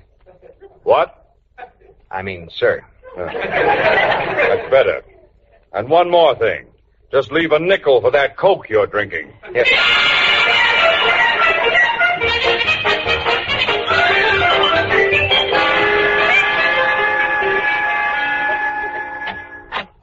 Liz? Yes, dear? How are you coming with your reducing, honey? Oh, fine. I ate practically nothing today. Good.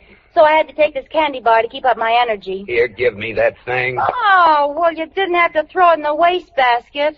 Liz, from now on, I'm supervising your reducing. I've got a lot of training equipment here. A book of exercises, a rowing machine, barbells, and a jumping rope. Who will I fight? Joe Louis retired. Now, come on, we have no time to waste. Why all this sudden interest? Well, because I love you, dear. I want to be proud of you. Why, George. And besides, I bet Mr. Atterbury $5 a pound. Oh, I might have known. If I can get you down to 115, I'll stick him for $50.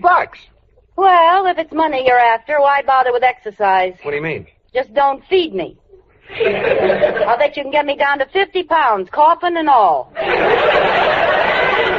Let me explain. No, now I'm not going to reduce at all. All right. Let Iris win. I'm not going to starve. What's Iris got to do with it? No, nothing. What Iris got to do with this?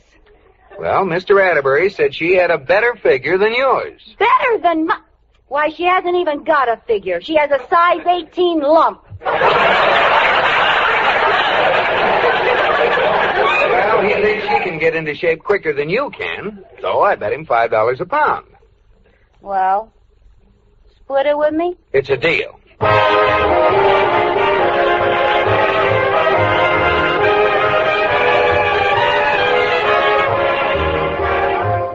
A week has gone by in the battle of Iris versus Liz, and Trainer George is putting his wife through a strenuous routine. She started the day out skipping rope. 1, 2, 3, 4, 5, 6, 7. And as we see her now, she is still gaily skipping away. 98, 99, 2,000. 200. I wonder if I could jump rope from a sitting position. All right, Liz, that's enough rope skipping for today. Well, I guess we could stop for lunch. Oh, lunch, food. Come on, George, let's run into the kitchen. What can I have? Something light like a cup of mayonnaise? I prepared a delicious treat for you. What? Salad a la George Cooper. Oh, where is it? Right there on the plate. Oh, what is it? A radish smothered in Chiron taffy. Oh.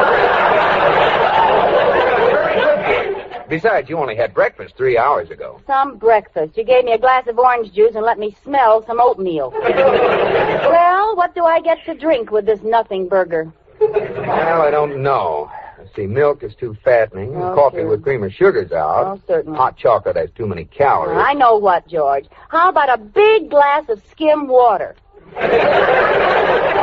Tubby, 2x4. George Cooper, if you say that once again, Tubby's gonna slug you with that 2x4. Well, hurry up and eat your lunch. You have to go down to Dabney's Market and weigh in. All right, but you better come along. I'll need someone to lift me up on the scales.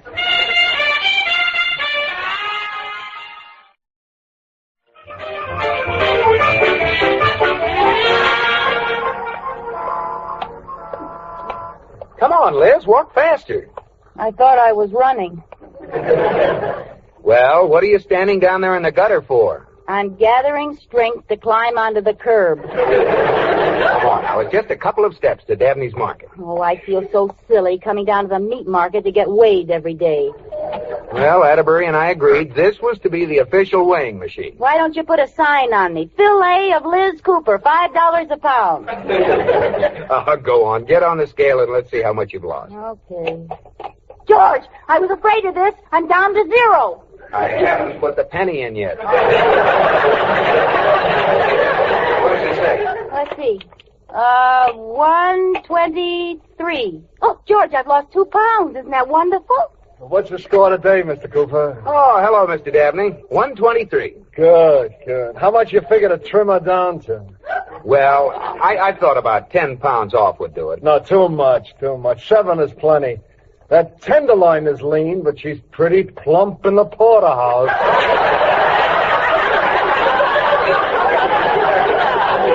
Well, I never had any complaints about my porterhouse before. I'll tell you what you do.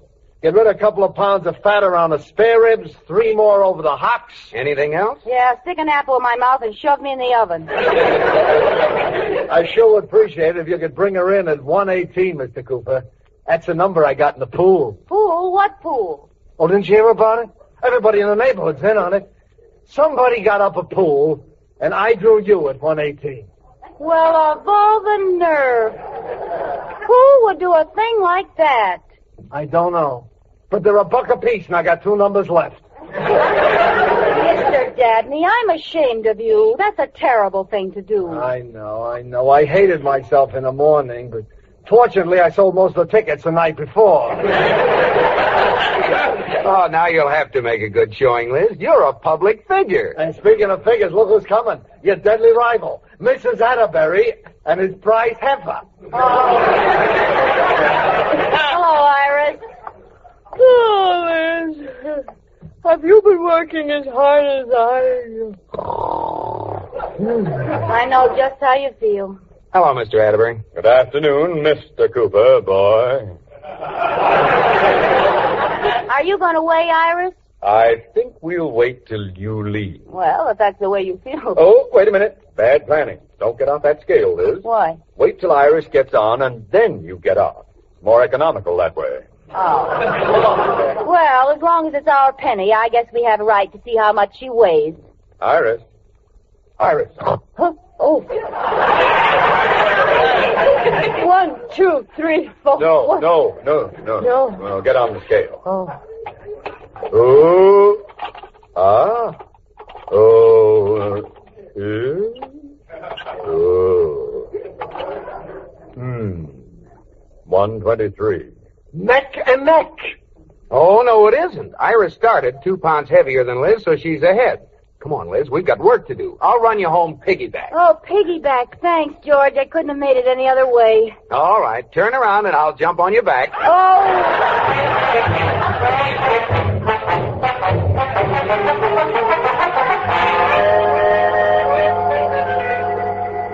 give me some more mashed potatoes, George, with lots of butter and a slice of banana cream pie. And 2 more pieces of that fried chicken. It's good. Liz, wake up. You're dreaming. Huh? What? Oh, what did you wake me up for, George? I was just eating a big chicken dinner.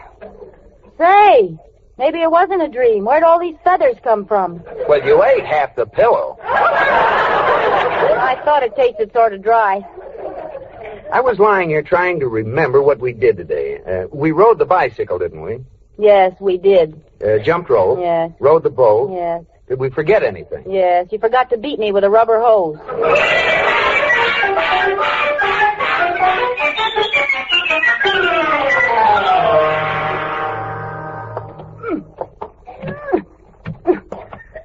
doing in the kitchen, Liz? George Cooper, if that isn't the sneakiest, rottenest, low-down trick I ever heard of, putting a padlock on the icebox.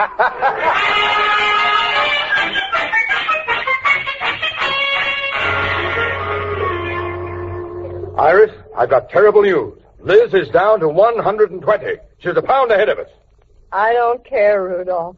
I'm too tired to care. Now we've really got to knuckle down. I've bought a new book of exercises, and we're going to try some. Oh. Now, exercise 1. Place hands on hips and put your right leg straight out in front of you. All right. Now, holding this position, bring your left leg up even with your right leg.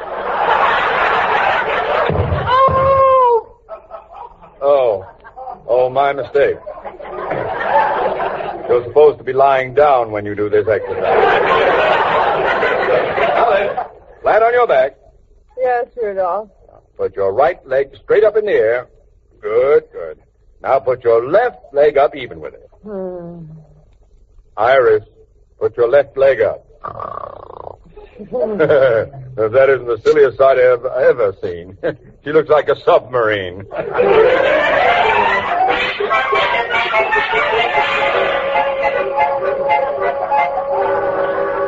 Mrs. Cooper? Yes, Katie? Could I see you in the kitchen a moment? Can't we talk in the hall, Katie? I can't go into the kitchen. I'm too hungry. So this is rather confidential. All right. Oh, look at the devil's food cake with marshmallow frosting. Oh, you fiend. That's for after the contest. Oh, well, can't I just pat it a little? Oh, let me drag my finger through the frosting. Mrs. Cooper, I was down to the market talking to Mr. Dabney. Are you listening? Yes, you were down at the Marshmallow talking to Mr. Devil's Food. Oh, well, I'll hold my hand over my eyes. Go ahead. Well, I have it fixed, so you're going to beat Mrs. Atterbury. How? Mr. Dabney showed me how to take off the back of the scale, and I can turn it to any weight I want. But I don't see what... This afternoon, when the final weighing is going on, I'll hide behind the scale. When I get through with Mrs. Atterbury, she'll weigh 300 pounds. Katie, that's the sneakiest, crookedest, underhandedest trick I ever heard of.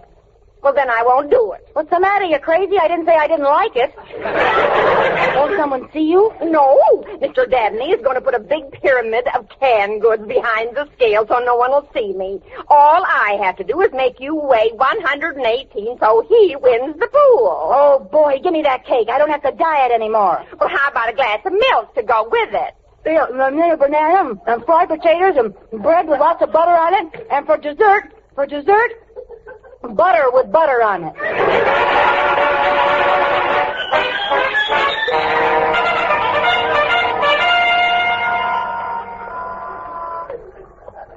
Here we are, Liz.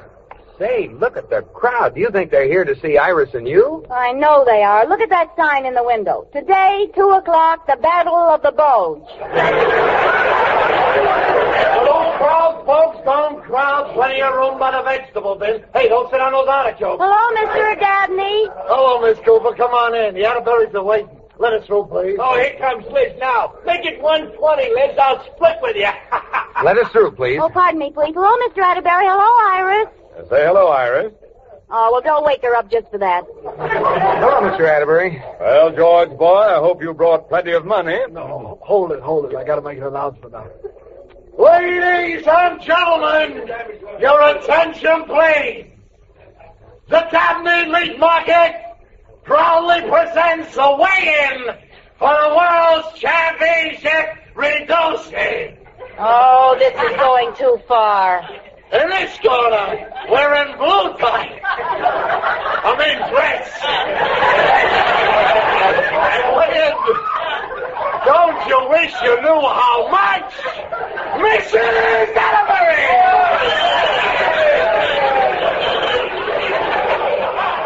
Well, I'm surprised you didn't charge admission, Mr. Dabney. You could have made a fortune. Oh, I wouldn't stoop to that, Miss Cooper. But nobody got in here today who didn't buy a pound of salami. I might have known. Well, let's get it over with. Hold it. I have an important phone call to make. No, go ahead. I'll be right back. Okay. Miss Cooper now stepping on the scales. Pennies by courtesy of Dabney's. And she weighs, when it stops, 118! Oh, what a surprise. Okay, who holds number 118? Step forward, please. 118. Oh, that's me. What a coincidence. Who threw that salami? Wait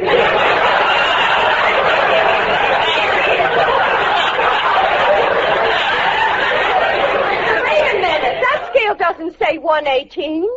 You weigh 227. What? Wait, now it says 95. Look, now it says 185. Oh, there's something wrong with the scale. 118. What happened? What's going on here? Hey, what's going on under that pile of cans? It sounds like a fight. Hey, someone's crawling out from under them. Katie! Katie, what happened? Oh, Mrs. Cooper, it's awful. There was someone else under there who wanted to make you weigh more. No. Yes, I've got a good mind. Katie, don't knock the cans over.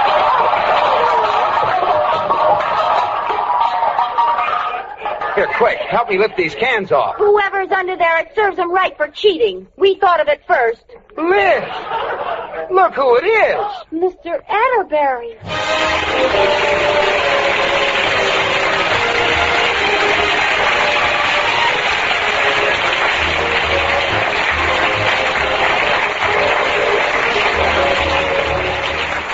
You have been listening to My Favorite Husband, starring Lucille Ball with Richard Denning, and based on characters created by Isabel Scott Rorick. Tonight's program was produced and directed by Jess Oppenheimer, who wrote the script with Madeline Pugh and Bob Carroll Jr. Original music was composed by Marlon Skiles and conducted by Wilbur Hatch. The part of Katie the Maid was played by Ruth Parrott. Lucille Ball will soon be seen in the Paramount picture Sorrowful Jones. Be sure to listen to Lucille Ball in My Favorite Husband next week.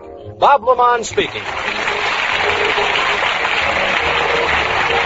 This is CBS, the Columbia Broadcasting System.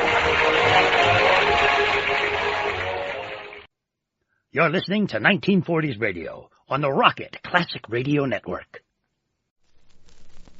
Frontier Town, the saga of the Roaring West.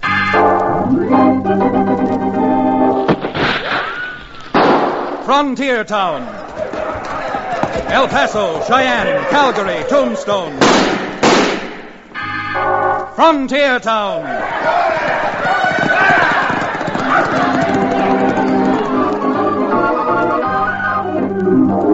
Here is the adventurous story of the early West, the tamed and the untamed. From the Pecos to Powder River, Dodge City to Poker Flat. These are the towns they fought to live in and lived to fight for. Teeming crucibles of pioneer freedom. Frontier Town!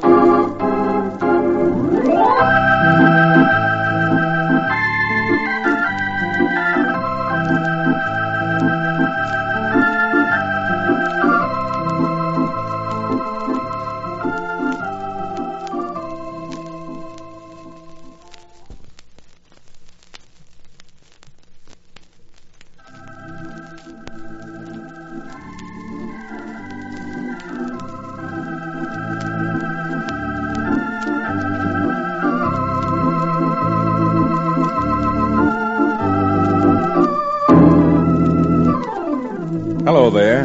If you ever happen to be in the frontier town called Dos Rios, well, here and now you've got an invitation to look me up. My office is over Cherokee O'Bannon's Dos Rios livery stables, and I'm Chad Remington, frontier lawyer. Now, don't go misunderstanding my invitation. I'm not aiming to say that when you're in Dos Rios, or even on the frontier itself, you're going to need a lawyer. But being a lawyer, and a frontier lawyer at that, I'm certainly equipped to tell you a yarn or two to pass your time waiting between stagecoaches. Now, of course, they say that a good salesman always shows his samples. So, here's a sample of a yarn and an adventure which I'm only too happy to spin for you. Now, it all started when a brazen and cold-blooded gang of road agents, under the whiplash of a gunslammer known as Pecos Rowley, waited until Wells Fargo had carried a large shipment of gold into town. And then they swooped down, guns blazing. Stand the gold! Don't let him get away! Cherokee, come on. Up this way with me.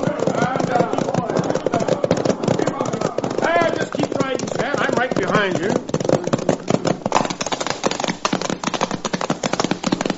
Counselor, I'm not objecting to being in this posse, but I'm not a mountain goat. Where are we going? Back into these hills, Cherokee, until we find them or lose their trail. Now stop jawing and keep that horse moving. Come on.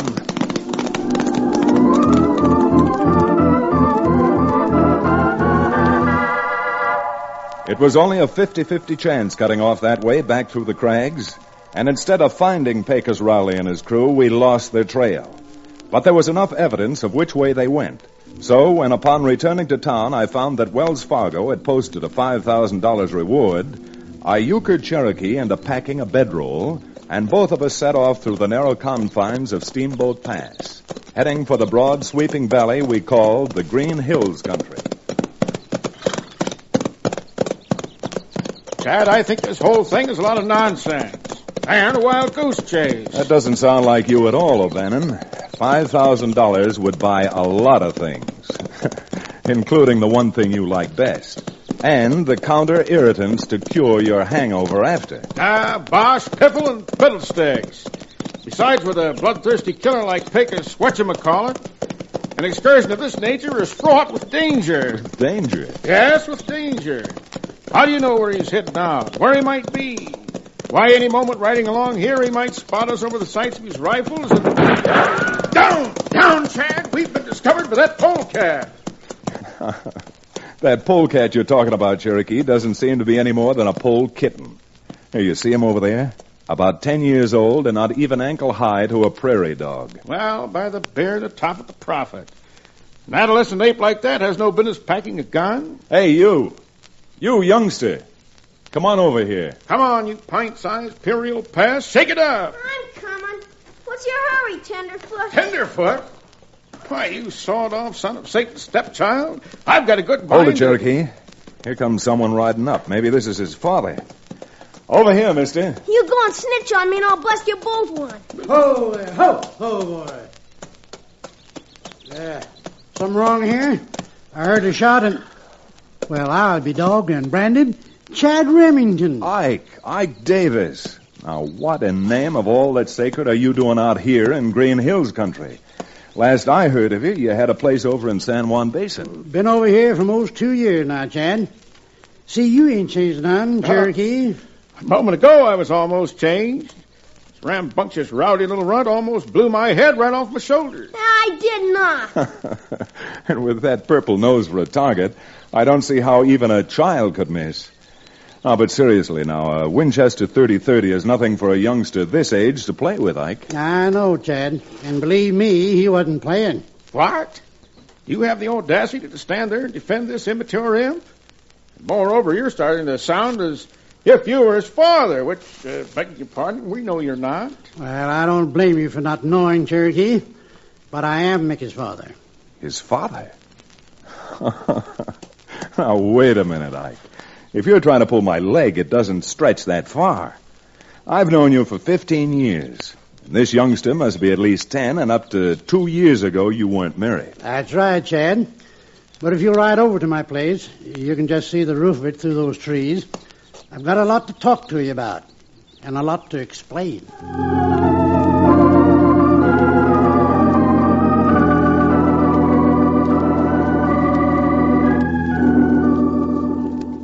Now, wait a minute, Ike. You'll have to go a little more slowly. Now, tell me that last part just once more. About how you got married. Well, I thought by moving to the Green Hills country, I might do better than I did over in the San Juan Basin. But with no money and not being able to hire much help, things got worse instead of better. Uh-huh. So, being able to do most of the outside work myself, what I needed was a woman to look after the house and the little chores. Well, to make a long story short, I run an ad in one of them matrimonial magazines. You mean that you actually advertised for a wife? I did, and I got one. And I must say that Nellie's a fine girl. Fine girl. Oh, then this young hoodlum is her son, is that it? Mickey? Oh, he really isn't so bad. The trouble is, this is the first time he's ever been out in the country. You see, the man Nellie was married to before was an Easterner. Came from Brooklyn. Well, that certainly explains a lot, except for one thing. Just how is it you let a 10-year-old youngster pack a rifle? Well, to tell the truth, in the last couple of days we've been looting food out of our cellar. We don't know how or who's been stealing it, but it's got so bad that unless we put a stop to it, we're going to be going hungry ourselves pretty soon. Well, I'd certainly be careful with a youngster who's new to the West handling a gun. And now, Ike, I'd like very much to meet your wife. Oh, Nellie will be in pretty soon. She's out in the barn doing the milking. You see, I run a few head of cattle, but trying to do it all myself, even with the little help I get from Mickey, it can't amount to much. For instance, right now I should be bringing in the hay for the winter feed. Well, if Cherokee and I can be of any help while we're over here, we'd be only too happy to give you a hand. Chad, in the first place, you forget what we're over here for. And in the second place, when I bend my elbow, I'm not in the habit of bending it with a pitchfork. Well, a little bit of honest work won't do a bit of... Oh, come on in, Nellie. I want you to meet two of my old friends from Dos Rios. Well, any friends of Ike's are certainly friends of mine, I always say. Chad Remington and Cherokee O'Bannon, my wife, Nellie. How do you do? Well, I'm very pleased to make your acquaintance. I'm sure likewise. Nellie, Chad and Cherokee are going to stay here for a few days and help us get in the hay. Well, that's certainly nice of them. When Mickey was a little baby, we spent a 2-week vacation down at Bensonhurst. That's on Long Island. And I was surprised to see how everybody went out of their way to help their neighbors. Well, it's the same way out here, Mrs. Davis. Except that if we Westerners didn't help one another, we wouldn't have much of a West. Oh, ain't that the truth? Except we got some neighbors now who keep helping themselves to our food without us knowing anything about it. Neighbors? Yeah, that's what I was telling you about. Of course, we don't know who it is, but if we ever find him, they're going to have a hide full of buckshot. Cherokee, to get the hand done, we'll split up into 2 teams. I'll work with Ike, and you and Mickey can work on another rig. Mickey? Yes, what? Mickey. And the point I'm trying to make is this. While you're out haying, you keep your eyes open and your gun handy. If you can find who's been pilfering the food out of the Davis' cellar, there's the barest chance you may end up $5,000 richer, thanks to Wells Fargo.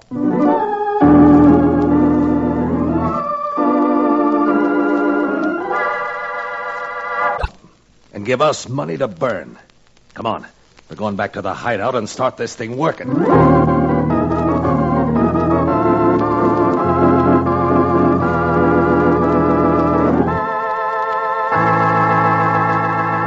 We'll return to the second act of Canyon of Wanted Men, our exciting frontier town adventure, in just a few moments.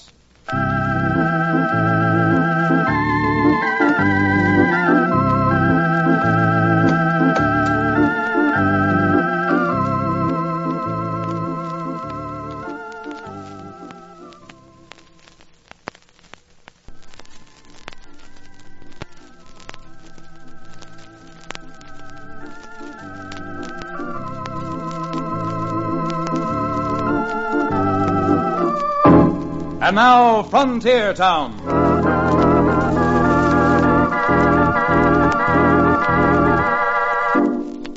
Of course, to spin this yarn, I'm putting the cart before the horse in some places. That is, I'm telling you now what Pecos, Rowley, and Lefty were doing, although at the time neither Cherokee nor I, nor the 3 Davises, had any idea, not alone that they were in the neighborhood, but that they had spotted Mickey and Cherokee. Well, so I don't get the chronology too confused before we go back to the Davis Ranch, let's find out just what it is Pecos had in mind when he said that running across Cherokee and Mickey was going to mean money in the bank to him. I don't know, Pecos. Maybe I am stupid, but I still don't see what you're driving at about that kid we seen in the hayfield. Look, you heard what he said, didn't you, while we were walking up toward him? Yeah, but... He said something about Coney Island, didn't he? Sure. Coney Island's back east somewhere, huh? New York, ain't it? That's right. New York. So? So, a kid that age who knows about Coney Island must come from New York. Must come from New York? How do you know? By putting 2 and 2 together, that's how. Ain't you heard? Some of these ranchers out here are taking Eastern dudes in for boarders, like they do at hotels. Well, what if he does come from Coney Island? It certainly was no reason for not ventilating them and that red-nosed monkey with him. What's the matter? You got friends in Coney Island or something? Now, you knothead. I ain't got friends in Coney Island. But if you'd ever stop to think, maybe you'd see what I mean. If the kid is a dude who's out here boarding at the Davis Ranch, what does that mean? Yeah, never mind, I'll tell you. It means his old man or his mother has to have a hatful of dinero, that's what. Rich Easterners. Okay, so they're rich Easterners. What's that to us? What's it to us? Oh, nothing. Nothing more than... Looks that way. Now wait till they're almost on top of us. Here they come, boss. Okay, Lefty. Now start throwing some lead around their ears. All right! Hold it! You don't want to get blasted clean out of your saddles. You're smart, mister. You leave that gun right in its holster. What's going on here? What is this? Oh, nothing. We're just taking you and this kid for a little ride. Go on, you lay a hand on me and I'll slap your ears off. Now, you better do as he says, Mickey. Well, why don't you do something? I thought you were the guy who captured Billy the Kid. Well, I was. This doesn't happen to be Billy the Kid. You said it. And if you're interested to know just who it is, my name's Pecos Rowley. Uh-oh. Hey, look. Cherokee fainted and fell right off his horse.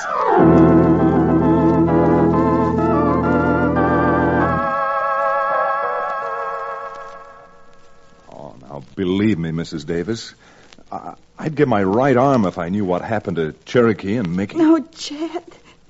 You've got to do something. You've got to. Now, don't go to blaming Chad, Nellie. Oh, I'm as much at fault as anybody, I guess. But I think with your help, Ike, maybe we can find them. Oh, Chad, you mean you know what happened to him? Well, about a mile from here, I found tracks where 2 horses had stopped. And I also found some empty shells. Tarnation thunder, Chad. You mean there's been a shooting? I don't know what I mean yet, Ike. Except that the hoof tracks seem to lead past the fence at the south of your hayfield and over through those aspens. Through the aspens? But Ike told me there was nothing over there except an old shack and a barn that are deserted. Deserted, and some folks say haunted. Oh, no. Oh, now. Clams out here, of oysters. And they're too expensive for folks like us to buy anyways. Wells Fargo reward money. And that ought to buy you a lot of things that you need. Jumped up John Thomas, Chad. No such thing. That reward belongs to you and Cherokee, not me. Oh, maybe not to you, Ike. But Mickey is certainly entitled to his share. Oh, shucks, Chad. I didn't do nothing. Oh, the tickets you didn't. Well, you bet that horrible-looking Lefty on his gun arm so he couldn't use it. As a matter of fact, I think you saved my life. Well, if that's true, Cherokee, maybe you ought to give Mickey your share of the Wells Fargo reward, too. Oh, no, I should say not. I wouldn't hear of it. Nellie, it might prove to be a very good thing for Cherokee. Anytime he gets his hands on money, he throws it away over the nearest bar. But not this time, Counselor. This time I put my money in the savings bank. Oh, so? And why the change of heart? Well, he gave me a little pocket bank to save my nickels and dimes in. It has a quotation on it. It says, "Giant oaks from little acorns grow." Yes. So, being a man who is interested in any kind of corn that can age an oak, I figure I ought to end up owning a distillery.